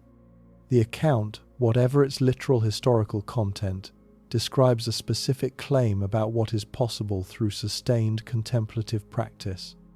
Buddhaghosa's 5th century Visuddhimagga, the most authoritative manual of Theravada meditation practice, provides specific technical instructions for developing this capacity. The meditator first cultivates the 4 jhanas' specific states of concentrated absorption to sufficient depth. Then the meditator inclines the mind toward the recollection of past lives, beginning with the events of the current day, proceeding backward through the recent past, and extending the recollection progressively further back until it crosses the boundary of the present life into previous existences. The practice is described with specific technical precision, indicating that the Buddhist tradition treated past life recollection not as speculative doctrine, but as a specific cognitive capacity that could be systematically developed through specific methodology. Contemporary Theravada meditation teachers, particularly in the Burmese and Thai forest traditions, continue to teach this practice and report that advanced practitioners do develop the capacity that the tradition describes. And the claim has been repeated in specific forms by advanced meditators across the Buddhist world throughout 2,500 years of the tradition's history. The Hindu tradition's parallel practice is articulated in the Yoga Sutras of Patanjali. Sutra 3:18 states that through samyama, the combined practice of concentration, meditation, and absorption on specific impressions, samskara, knowledge of past births is obtained. The Sanskrit terminology is specific. Samskaras are the informational impressions left by past actions and experiences, persisting through the transformations of rebirth and providing the specific substrate through which continuity of personal identity is maintained across lifetimes. The samyama practice, focused on these impressions, produces specific knowledge of the past births in which the impressions were originally formed. The practice is not speculative. It is described as a specific cognitive capacity that arises reliably in practitioners who have cultivated the preliminary disciplines sufficiently. The Christian contemplative tradition approaches the access to the preserved past through different practices and different theological framing. The practice of examined daily review of the day's events in the presence of God cultivates a specific kind of attentive recall that aims at more than the reconstruction of what happened. The practitioner seeks, in the examen, to encounter the day as God sees it, the day in its specific reality, with its specific meaning, as it persists in the eternal awareness that contains all times. Ignatius of Loyola developed this practice into a specific structured format that has been taught in the Jesuit tradition for nearly 500 years. The specific structure of the Ignatian examen proceeds through 5 steps. The practitioner first becomes aware of being in God's presence. The practitioner then reviews the day with gratitude, noticing specific gifts received. The practitioner examines the specific movements of the soul through the day, attending to the moments of consolation and desolation. The practitioner brings specific events to repentance where repentance is appropriate, and the practitioner looks forward to the coming day, asking for specific graces needed. The examen is not merely psychological self-review. It is, in its contemplative depth, an attempted participation in the divine awareness that holds the day's reality in its eternal simultaneity. The practitioner who sustains the practice over years reports, in the tradition's records, specific experiences of time gathering, of the specific past becoming present in the contemplative encounter with a fullness that ordinary memory does not provide. The practice of Lectio Divina, the Benedictine practice of contemplative reading of sacred texts, extends this into a different modality. The practitioner reads a specific passage slowly, attentively, allowing the text to resonate in the depths of the soul. What emerges is not merely intellectual comprehension of the text. It is encounter the practitioner meets the specific reality that the text describes, with the specific persons and specific events becoming present in a mode that goes beyond historical reconstruction. The practice proceeds through 4 traditional stages: lectio, reading, meditatio, meditation, oratio, prayer, and contemplatio, contemplation. The reader begins with slow, careful reading of the text, often repeating specific phrases aloud or silently. The reading passes into meditation as specific words or passages take on specific resonance, inviting reflection on their meaning. The meditation passes into prayer, as the reflection generates specific responses of the heart, and the prayer passes into contemplation, as the discursive activities quiet, and the soul rests in direct awareness of the reality the text has opened up. The saints whose lives the text narrates become, through Lectio Divina, present companions rather than distant historical figures. The events of sacred history become current realities rather than past occurrences, and the practice, when sustained for sufficient time, produces what the tradition calls communion, the specific mode of contact with the preserved past that the eternal present makes continuously available. The Sufi practice of muraqabah, contemplative vigilance, similarly cultivates specific access to the persistent informational reality. The practitioner sits in sustained attention, allowing the mind to quiet and the ordinary filtering to relax.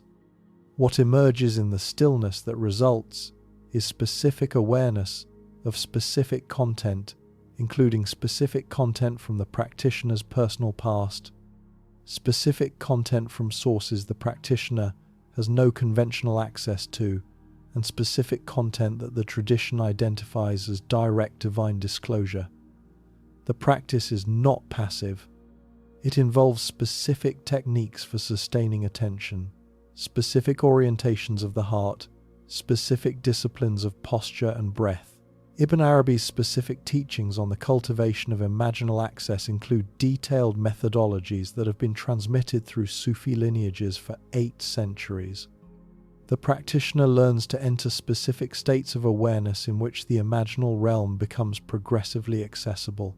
Specific forms arise with their own reality, not as mental constructions produced by the imagining mind, but as autonomous presences encountered through the imaginal faculty.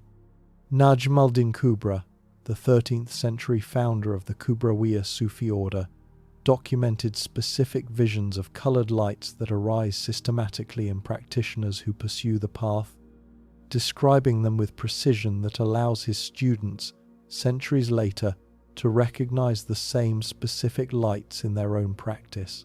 The phenomenon is not a subjective imagination producing variable content. It is a specific cognitive access to specific realities, verified across generations through independent practitioners who encounter matching content.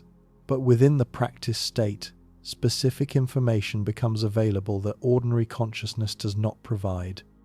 And the specific content, as generations of Sufi practitioners have documented, includes access to events and persons from the past with fidelity that ordinary memory cannot match. The research on savants, individuals whose specific cognitive capacities far exceed ordinary human capacities, provides additional evidence of the brain as interface rather than as producer. Kim Peek, the savant whose life inspired the film Rain Man, was able to recall with specific detail the content of approximately 12,000 books he had read. He could state, after a single reading, the specific page on which any specific passage could be found, the specific content of every page, the specific relationships between different pieces of information across the corpus. The specific features of Peek's cognitive capacity are well documented. He could read 2 pages simultaneously, one with each eye, retaining both with complete accuracy. He had memorized the entire Shakespearean corpus, the Bible, and substantial portions of many other texts. He could identify any day of the week for any date in history. He could calculate complex mathematical operations rapidly, and he could recall specific details of content he had encountered decades earlier, with specific precision that matched fresh encounter. His neurological condition included specific abnormalities, an absent corpus callosum, among others that would, in the conventional framework, have been expected to impair cognitive function rather than enhance it. Yet his memory capacity far exceeded ordinary human capacity by any reasonable measure. The conventional framework of brain as storage cannot easily accommodate the case. If memory is stored in specific neural configurations, then the specific configurations of Peek's brain should have produced specific impairments rather than specific enhancements. The case is better accommodated by the interface model. Peek's specific neurological configuration, whatever its disadvantages for ordinary function, happened to produce specific access to informational content that ordinary brains cannot reach. Similar findings have emerged from research on other savants. Stephen Wiltshire, who can draw complete cityscapes from memory after single overflight, reveals a capacity for visual memory that ordinary encoding and retrieval models cannot account for. Daniel Tammet, who has described his experience of mathematical and linguistic processing in specific detail, reports that his calculations arise in his awareness as specific visual and emotional experiences rather than as the output of deliberate computation. The specific capacities of these individuals, whatever their specific etiology, are consistent with the interface model in ways that challenge the conventional framework. The phenomenon of eidetic memory, sometimes called photographic memory, adds another dimension. Specific individuals demonstrate the capacity to retain specific visual images with a detail and fidelity that ordinary memory does not approach. Specific research on eidetic imagery in children, particularly work by Alexander Luria with mnemonist Solomon Chereshevsky and subsequent studies by other investigators, has documented that the capacity involves specific cross-modal integration. The child experiences the visual image in specific detail while simultaneously experiencing associated sensory features, sounds, smells, textures, as integrated elements of the perceptual experience. The specific phenomenology cannot be reduced to ordinary encoding and retrieval processes. The capacity is more common in children than in adults, suggesting that the ordinary adult filtering systems progressively suppress the access that specific childhood configurations allow. Children who lose their eidetic capacity in early adolescence are not losing storage capacity. They are losing a specific mode of access that the developing adult brain progressively restricts. The restriction is adaptive. Adult functioning requires the filtering that limits conscious awareness to manageable content, but the restriction does not eliminate the underlying information.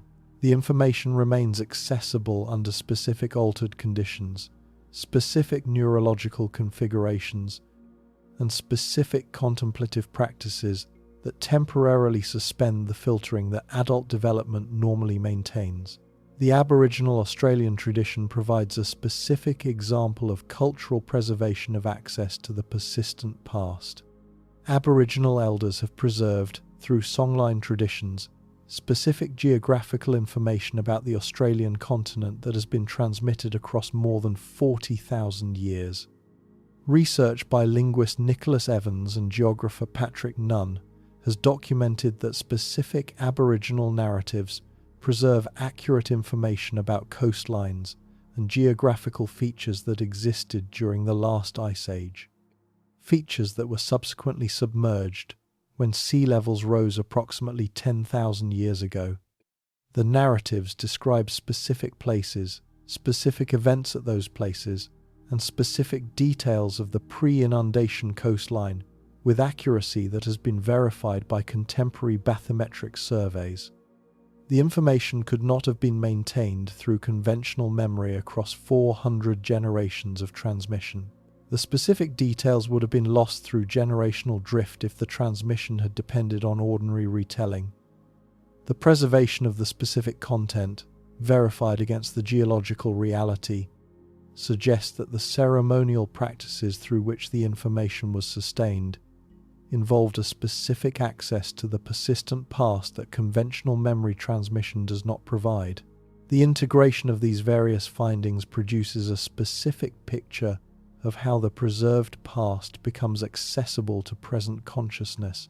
The past is preserved in the block structure of four-dimensional space-time and in the informational substrates that the traditions have described under various names. The brain is not the storage site, but the interface, a specific biological system that tunes into specific portions of the preserved information in the modes that serve embodied functioning. The tuning is ordinarily restricted to the narrow band of personally relevant content required for survival and social coordination. But the tuning can be expanded, reconfigured, or temporarily suspended through specific altered states, specific neurological conditions, and specific contemplative practices. The specific neurobiological signatures of these expanded states are beginning to be documented. Reduced default mode network activity correlates with multiple altered states that provide expanded access. Increased gamma band synchronization correlates with specific meditative states associated with expanded awareness. Specific alterations in the thalamic gating mechanisms that ordinarily restrict information flow correlate with specific types of altered access. The neurobiology is not yet complete, but the pattern is clear. Specific altered configurations of the standard filtering systems produce specific altered access to information that the ordinary configuration suppresses. Under these conditions, specific content becomes accessible that ordinary consciousness does not provide: content from the personal past, content from the collective human past, content from specific informational sources that the traditions describe as divine, angelic, or archetypal. The fourth part of this investigation will bring all of this together. We will examine the practical implications of this framework for how you relate to your own past, to your own future, and to the memories that constitute much of what you experience as your specific identity. We will examine how the recognition that the past persists changes the way grief, regret, and nostalgia are understood. We will examine how specific contemplative practices can be cultivated to develop the access that the framework makes possible.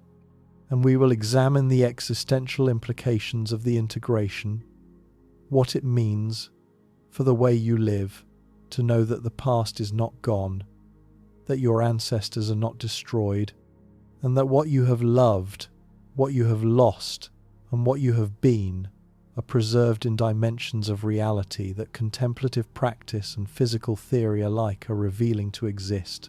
3 investigations, 3 independent approaches to the question of what memory actually is and what it implies about the nature of your past, and the convergence between the failed search for the engram, the transgenerational persistence of epigenetic information, the documented phenomena of terminal lucidity and near-death life review, and the accumulated wisdom of contemplative traditions that have been describing memory as access rather than storage.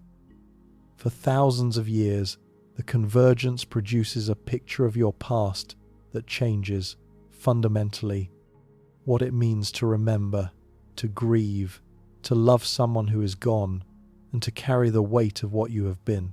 The neuroscience established the problem.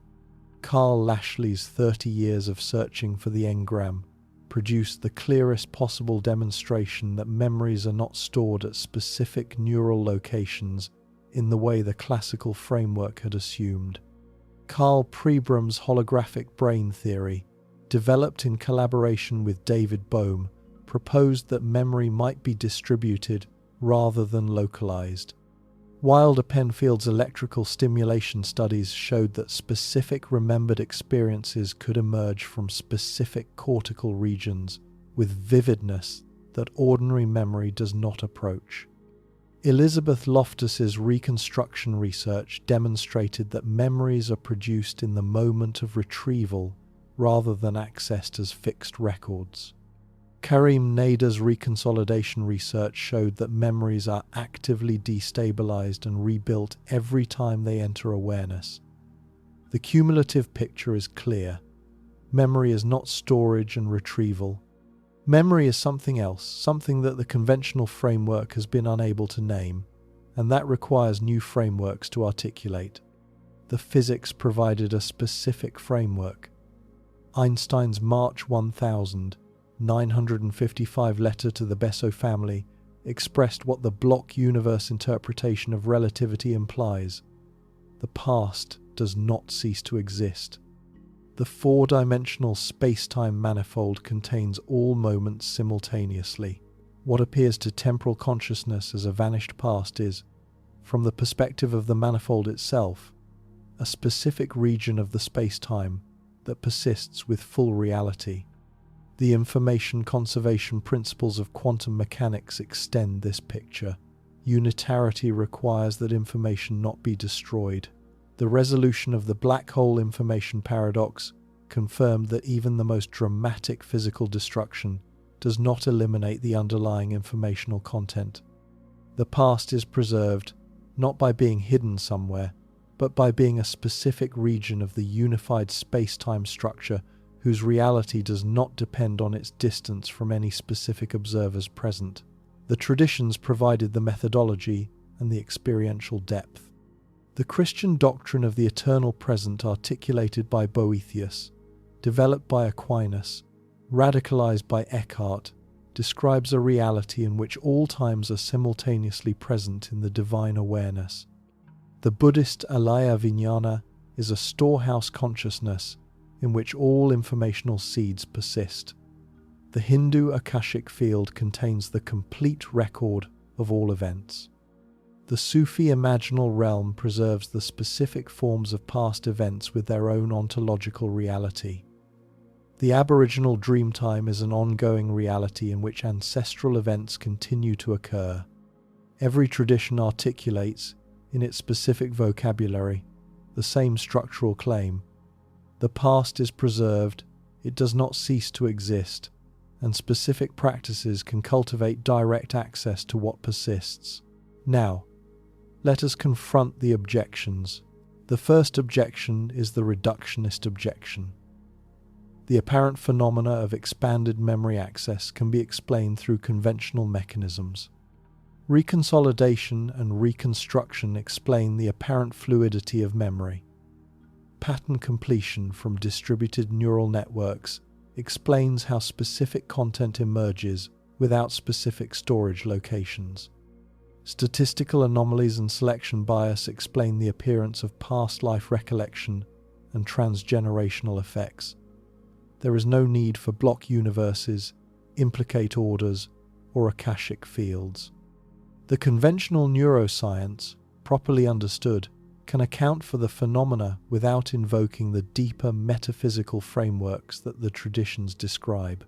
This objection has genuine force, and it must be engaged with care. Reconsolidation and reconstruction do explain significant features of memory that the classical framework could not. Pattern completion models capture something important about how specific content emerges from distributed networks. Statistical anomalies can produce apparent patterns where no genuine pattern exists. The conventional neuroscience has made real progress on memory, and its progress should not be dismissed, but the objection does not cover all the phenomena. The transgenerational epigenetic research is not a statistical anomaly. The specific biological signatures that Holocaust descendants carry are not products of selection bias. The specific matches that Stevenson's investigative team documented between children's reports and verified historical events resist explanation through conventional channels. The terminal lucidity cases, documented across hundreds of instances by Bathiani and others, are not produced by the damaged neural tissue that, by every conventional measure, should be incapable of producing them.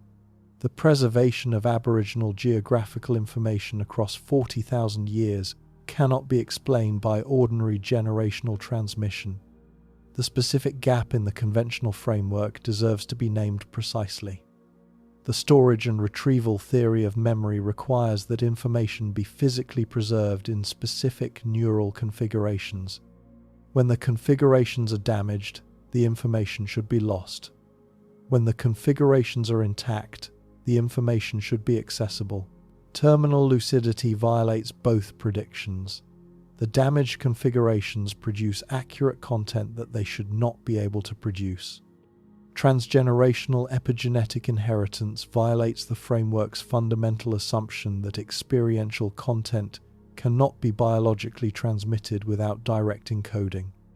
Past life recall in children with verified correspondence violates the framework's most basic prediction that specific informational content cannot appear in individuals who have had no conventional access to it.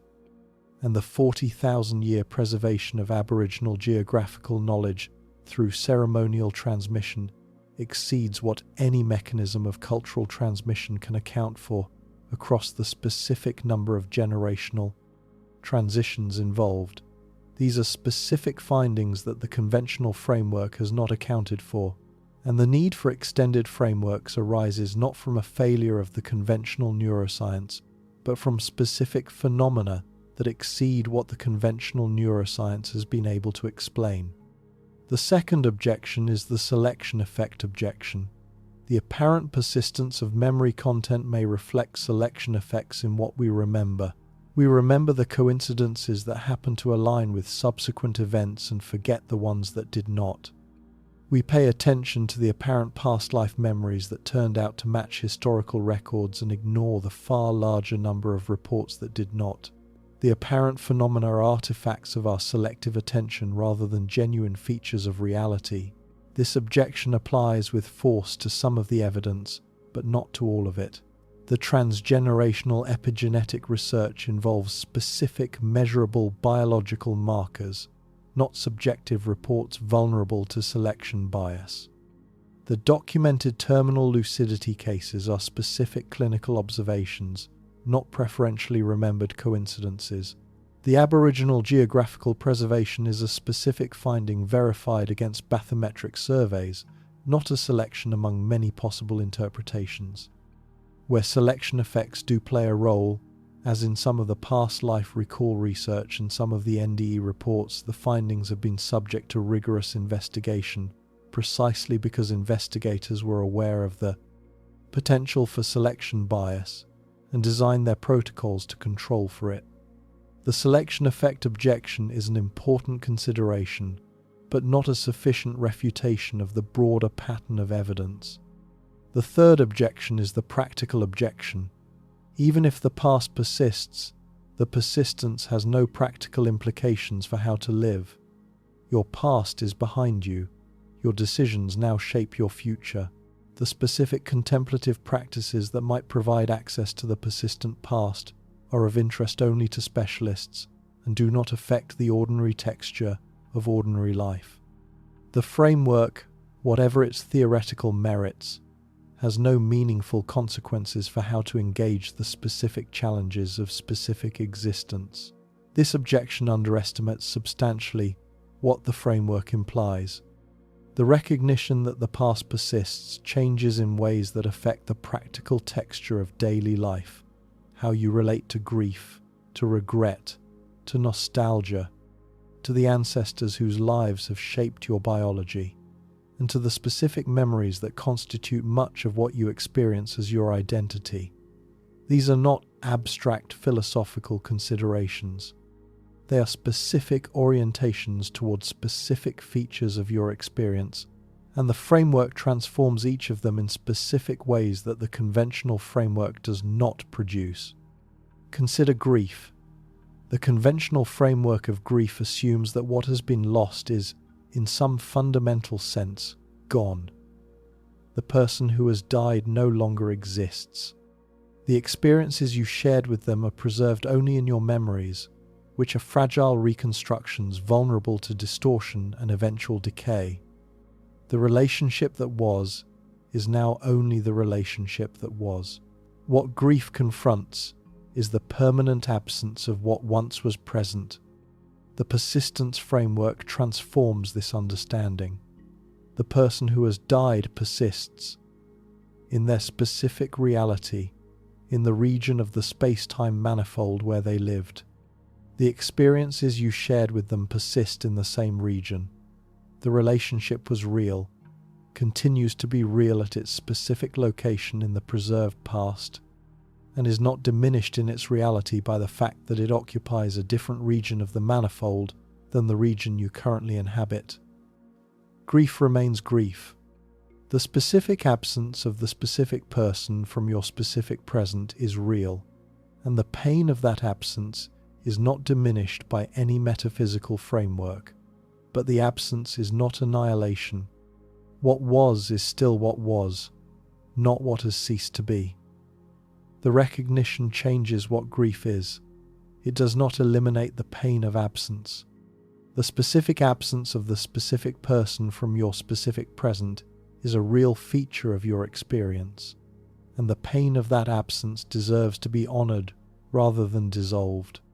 But the pain is not the pain of total annihilation. It is the pain of separation from what continues to exist in a different region of the structure. The difference matters. The person who grieves what has been annihilated is grieving a void. The person who grieves what persists in another region is grieving a separation. Separation is painful. Void is unbearable.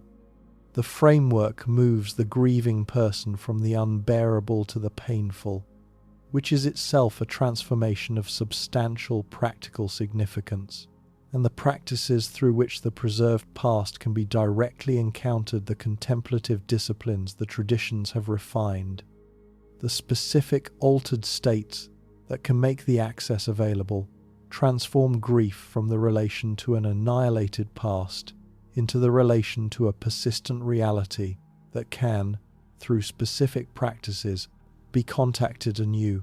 Consider regret.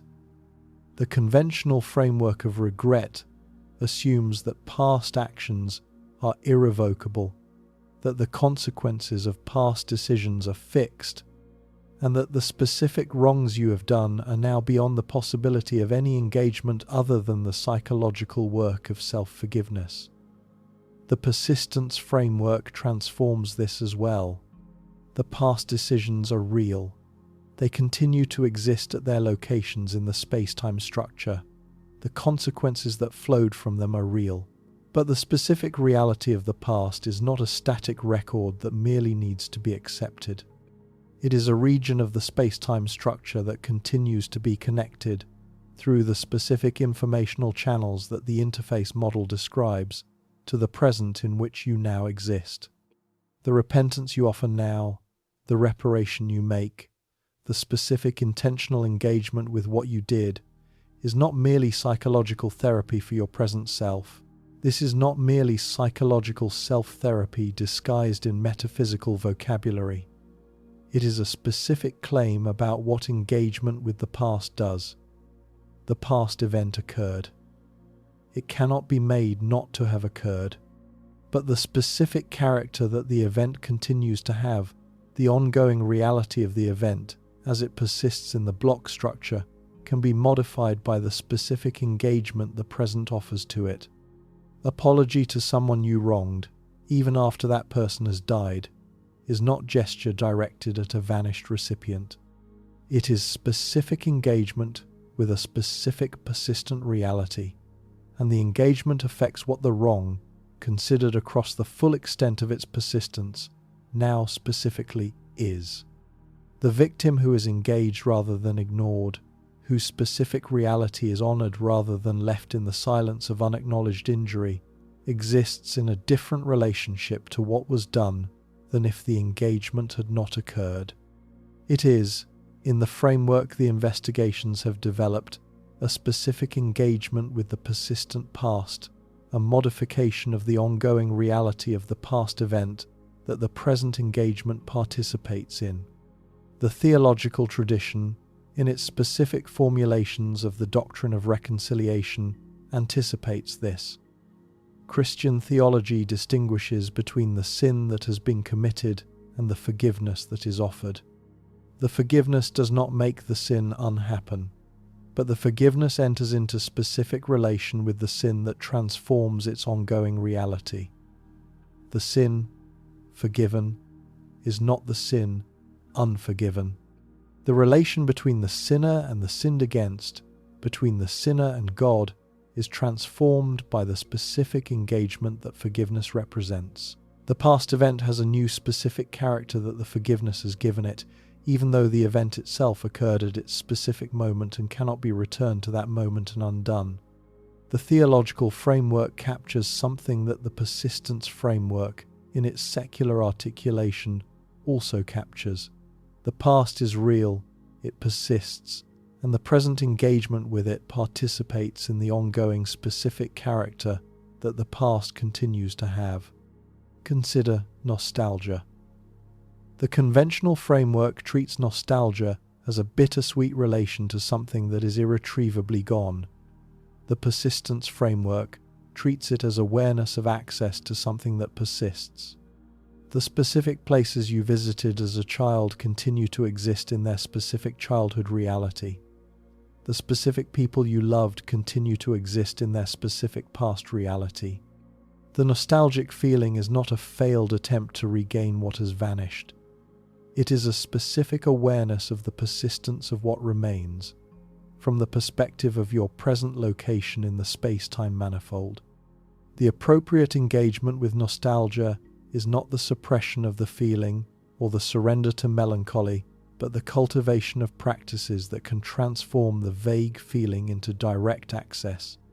The specific, contemplative disciplines that the traditions have developed, the specific altered states that can temporarily suspend the filtering that ordinarily restricts consciousness to the present moment, the specific, deliberate attention to the persistent reality of what seems distant. Consider your ancestors. The conventional framework assumes that your ancestors are gone, preserved only in your genetic inheritance and the cultural memory of your family. The persistence framework, combined with the epigenetic research, suggests that your ancestors are not gone in any complete sense. Their specific experiences continue to affect your biology through the epigenetic traces they transmitted. Their specific realities persist at their specific locations in the space-time manifold. Your relationship to them is not merely the relationship to their memories. It is a relationship to specific persistent realities that influence you continuously through the biological channels, the epigenetic research documents, and that are accessible through specific contemplative practices in more direct modalities. The Chinese tradition of ancestor veneration, articulated across Confucian, Taoist, and Buddhist frameworks, includes specific ceremonial practices, the burning of incense, the offering of food, the observance of death anniversaries, the specific attention to the specific ancestors whose lives contributed to the current family. The West African traditions of ancestor veneration, preserved in specific forms across the diaspora, include specific practices for maintaining connection with specific ancestors and drawing on their specific wisdom and protection. The Orthodox Christian practice of praying for the dead, continued for centuries in the liturgical tradition, is the Christian version of the same recognition. The dead are not gone. The relationship with them persists. The specific prayers you offer for them reach specific persistent realities that can, through the practices, be engaged. The traditions of ancestor veneration across cultures, Chinese, African, Aboriginal, Native American, and others, are not primitive superstitions. They are specific responses to the specific reality of the persistent ancestors whose ongoing influence contemporary epigenetic research has now independently confirmed. The specific practical applications follow directly. The first is to take memory seriously as a mode of access, rather than treating it as internal fantasy. When a specific memory arises, the appropriate response is not necessarily to analyze its accuracy against a presumed objective reality, but to recognize that the memory is a specific mode of contact with a persistent past that continues to exist. The memory may be imperfect, the interface is imperfect, but the memory is not the construction of an empty brain playing with itself. It is an encounter with specific content that has specific reality beyond the brain that accesses it. The second application is to cultivate the practices that can deepen the access. The contemplative traditions have refined specific methodologies across millennia. The Christian Examen, the Lectio Divina, the Benedictine Opus Dei, the specific prayers of the Orthodox tradition, the meditations of the Buddhist tradition, the Samyama of Patanjali's yoga, the Dikha and Muraqabah of the Sufi path. All of these are specific practices for cultivating the access that the ordinary configuration of consciousness restricts. The practices are not quick techniques. They require months, years, decades of sustained engagement. The traditions are specific about this. The Christian contemplative who enters a monastic life commits to decades of daily practice. The Buddhist monk follows a Vinaya that structures every moment of every day across an entire career. The Sufi initiate apprentices to a sheikh for a lifetime of gradual development. The commitment is not an unfortunate requirement that a more efficient technique could replace. It is the specific condition under which the capacities the practices cultivate actually develop. The practices require sustained commitment, but they work. The extensive documentation of what they produce in sustained practitioners is not anecdotal speculation. It is a specific body of phenomenological reports from across cultures and centuries, documenting the specific expanded access that the practices provide. The specific practical guidance the framework supports is concrete.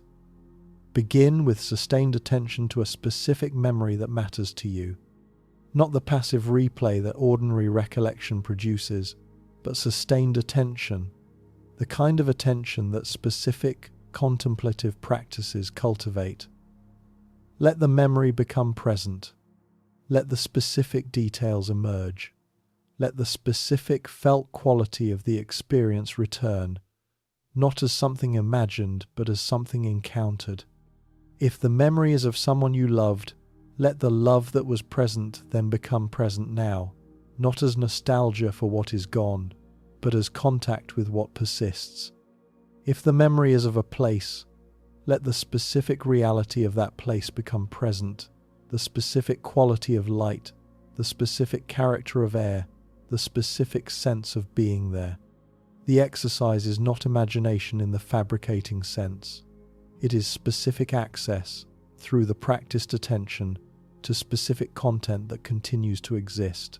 The third application is the transformation of specific psychological states. Grief, regret, nostalgia, ancestral connection. These are not merely subjective feelings, but specific relations to specific, persistent realities. The therapeutic work of engaging them is not merely psychological. It is specific engagement with specific, persistent content, and the engagement can be productive in ways that the merely psychological framework does not fully anticipate.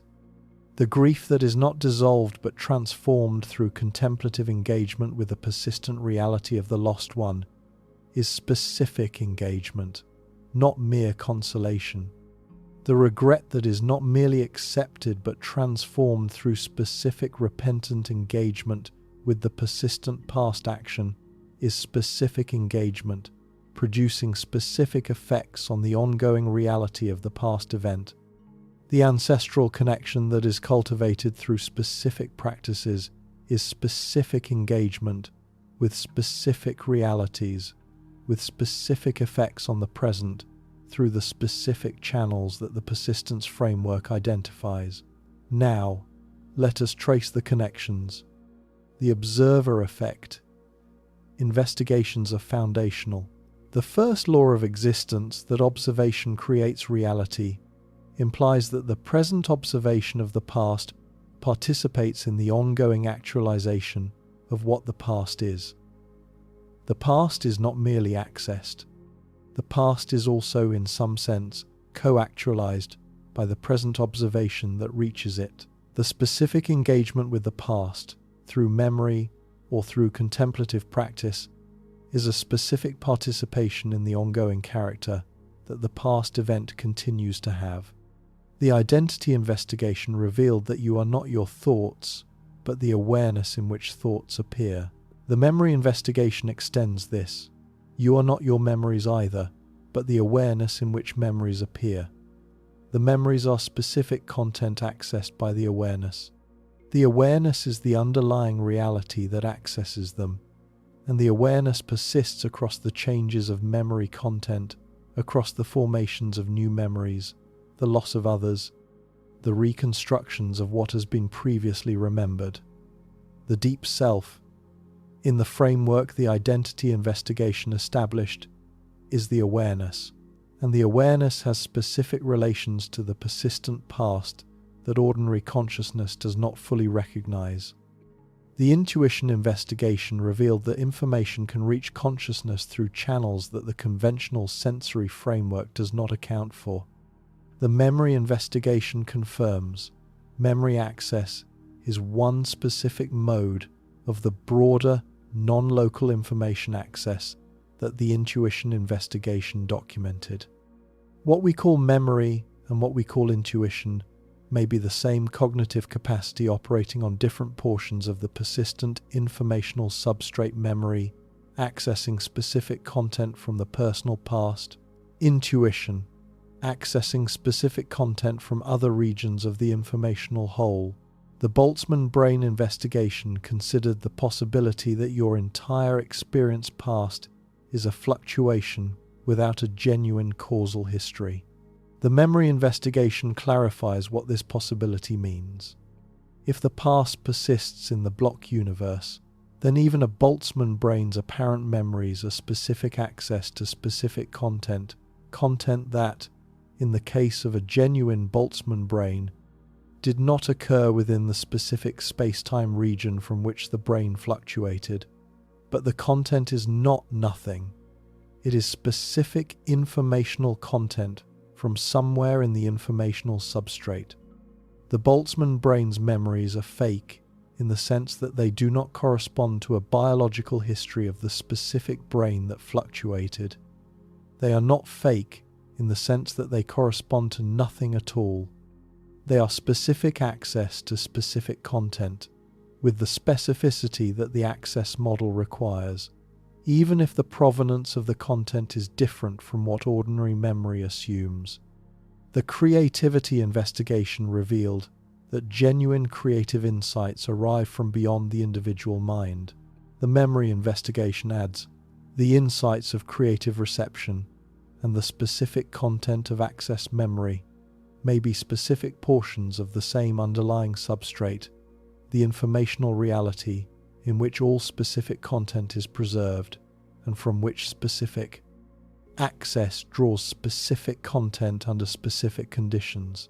The creative genius and the rememberer are engaging the same substrate through different modes of access. The immortality investigation explored the possibility that consciousness does not end with biological death. The memory investigation provides specific mechanisms for how this might work. If the past persists, and if consciousness is not exclusively identified with the specific biological substrate that decays at death, then the persistence of consciousness after death could involve specific continued access to the persistent past. The life review that the near-death literature documents, the continuing engagement with ancestors and loved ones that traditions describe, the specific ongoing participation in the informational substrate that preserves what the biological substrate cannot. The non-human observer investigation established that consciousness is widely distributed across the biological world. The memory investigation extends this. The capacity for memory access is presumably widely distributed too. Elephants grieve their dead with specific detailed remembrance across decades. Crows recall specific individual humans and specific past events with precision. Dogs, cats, and other companion species demonstrate specific memory capacities that their limited brains, in the conventional framework, should not support. The persistence framework accommodates these observations naturally.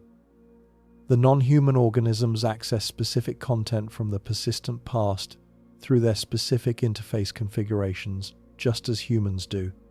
The access is limited by the specific cognitive capacities of each species, but the underlying reality, the persistent past, that all organisms access to varying degrees is the same. The laws of existence investigation, the three rules that observation creates reality.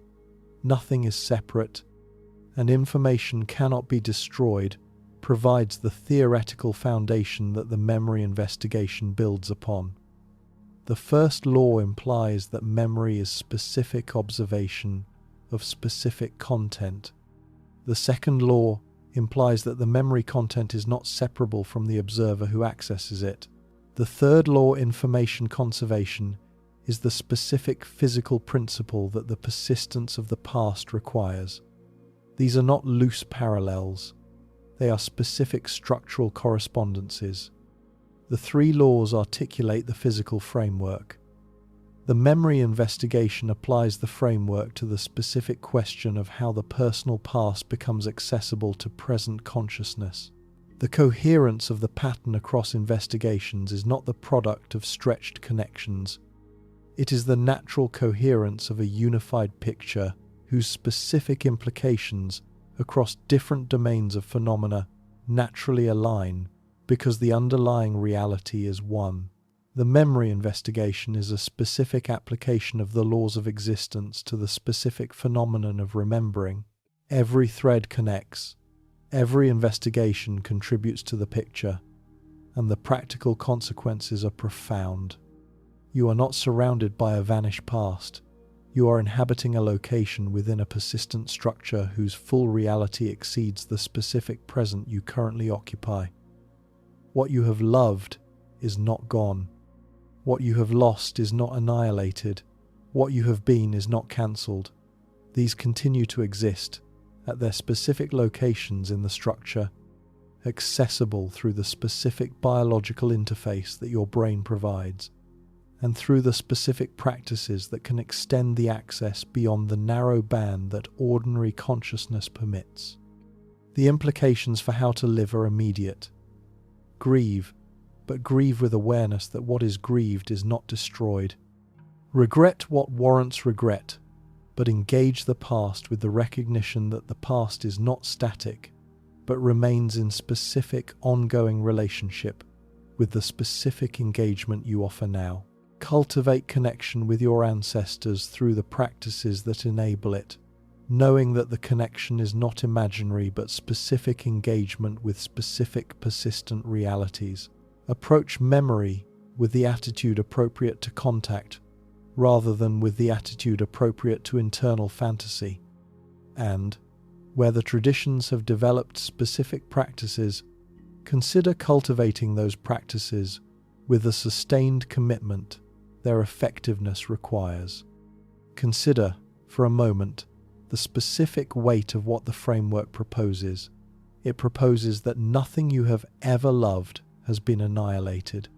The first person you ever loved, the beloved grandmother whose kitchen still appears in your dreams, the parent whose voice you can barely recall, but whose presence you can sometimes feel when specific conditions permit, the childhood friend with whom you built specific worlds that seemed, at the time, more real than anything the adult world offered, the pet whose presence in your life at age 8 carried a specific quality of unconditional companionship that you have been looking for in every subsequent relationship. None of these are gone. None of them cease to exist at the specific moment when biological processes ended for them. They persist at their specific locations in the preserved structure, with the full specific reality they had during the time when their lives overlapped with yours. The past is not gone. Your grandmother who died when you were a child is not gone. The specific feeling of her hand in yours, which you think you have nearly forgotten, is not gone. The specific tone of her voice, which you can barely recall, is not gone. She is there at her specific location in the unified structure of reality with the full specific reality she had when you knew her. The access that your current biological configuration permits is limited, shaped by the filtering that ordinary adult consciousness imposes. But the reality she has is not limited by your current access. She is there in the past that persists, as fully present as she ever was. Your entire life, at its specific extent, persists. The beginnings you have lived, the middles you are living, the endings that specific phases have reached. All of them are there, at their specific locations, in the unified reality that contains the entire span of your existence. The narrative of your life is not a story about what used to be. It is an ongoing description of a specific region of the structure that remains, in its specific entirety, as real as the region you currently occupy, and you are there too. The child you were, with the specific hopes and specific fears that child carried, the adolescent you were, with the specific confusions and specific intensities of that particular period. The young adult you were, with the specific dreams and the specific wounds. The specific you that you were at every age you have been. The specific you who loved, who feared, who hoped, who failed, who tried. All of them persist at their specific locations in the unified reality that you have been gathering across the years of your life, and that will continue to be gathered until the specific moment when your biological interface dissolves into the specific next phase of your participation. In the persistent structure that holds you, you are not moving away from what you have been. You are gathering it, carrying it, constituting yourself through the specific ongoing participation in the whole that you specifically are across the entire extent of your specific existence. The past is still here. Your ancestors are here. Their experiences transmitted to you epigenetically. Their realities persisting at the specific locations where their lives occurred. Your childhood is here not only in your imperfect recollection, but in the specific, persistent reality of the years you have lived. The loves you have loved are here. The losses you have borne are here. The specific you that has been accumulating across every moment of your specific existence is here. The lucid dreaming investigation revealed that consciousness can be aware within what it recognizes as a construction. The memory investigation extends this. Lucid memory, if the framework is correct, is also possible direct aware encounter with the specific reality of a past moment, rather than the dim half-aware replay of a fading impression. Contemplative practice cultivates precisely this lucid engagement with the persistent past. The synchronicity investigation documented that meaningful coincidences between inner states and outer events violate conventional causality. The memory investigation connects. Some of what presents as synchronicity may be specific perceptions of the non-local connections between the present moment and specific regions of the preserved past, flickering into awareness as the apparently coincidental emergence of specific content that, at the deeper level, was never disconnected from the moment that now perceives it. The karma investigation established that intentional actions leave informational traces that affect future circumstances. The memory investigation reveals the specific substrate in which these traces are preserved. Karma is not a mystical accounting system. It is the specific ongoing reality of past actions, persisting at their specific locations in the preserved structure, continuing to affect the unfolding present through the channels that the preserved past makes available. It has always been here, and the specific practices by which you reach it are specific expressions of the specific reality that you have always been participating in, regardless of whether you have recognized what the participation was. The memory you hold now of someone's face, of a room, of a childhood afternoon, of a love, of a loss, of a specific moment that cannot be reduced to the neural configurations that appear to hold it, is not a fading trace of what has vanished. The recognition may change how you hold that memory. It may change how you hold every memory, the specific memories of joy that you treasure, the specific memories of pain that you struggle with, the specific memories of moments that seemed, at the time, to pass too quickly.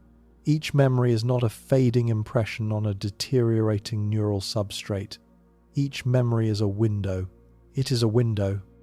The window opens both ways.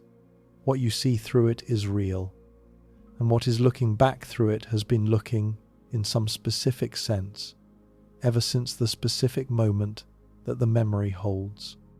Perhaps the specific moment you are remembering was not only you looking at what you were experiencing. Perhaps it was also, in some specific sense, the whole of the persistent structure looking at you from across the extent of time, your future self, looking back through the specific window that the present moment's remembering now opens, meeting the specific gaze that was also being cast forward across the years. The reaching is mutual, the persistence is reciprocal, And the specific you that you have been is not merely an accumulated set of records in a fading biological substrate.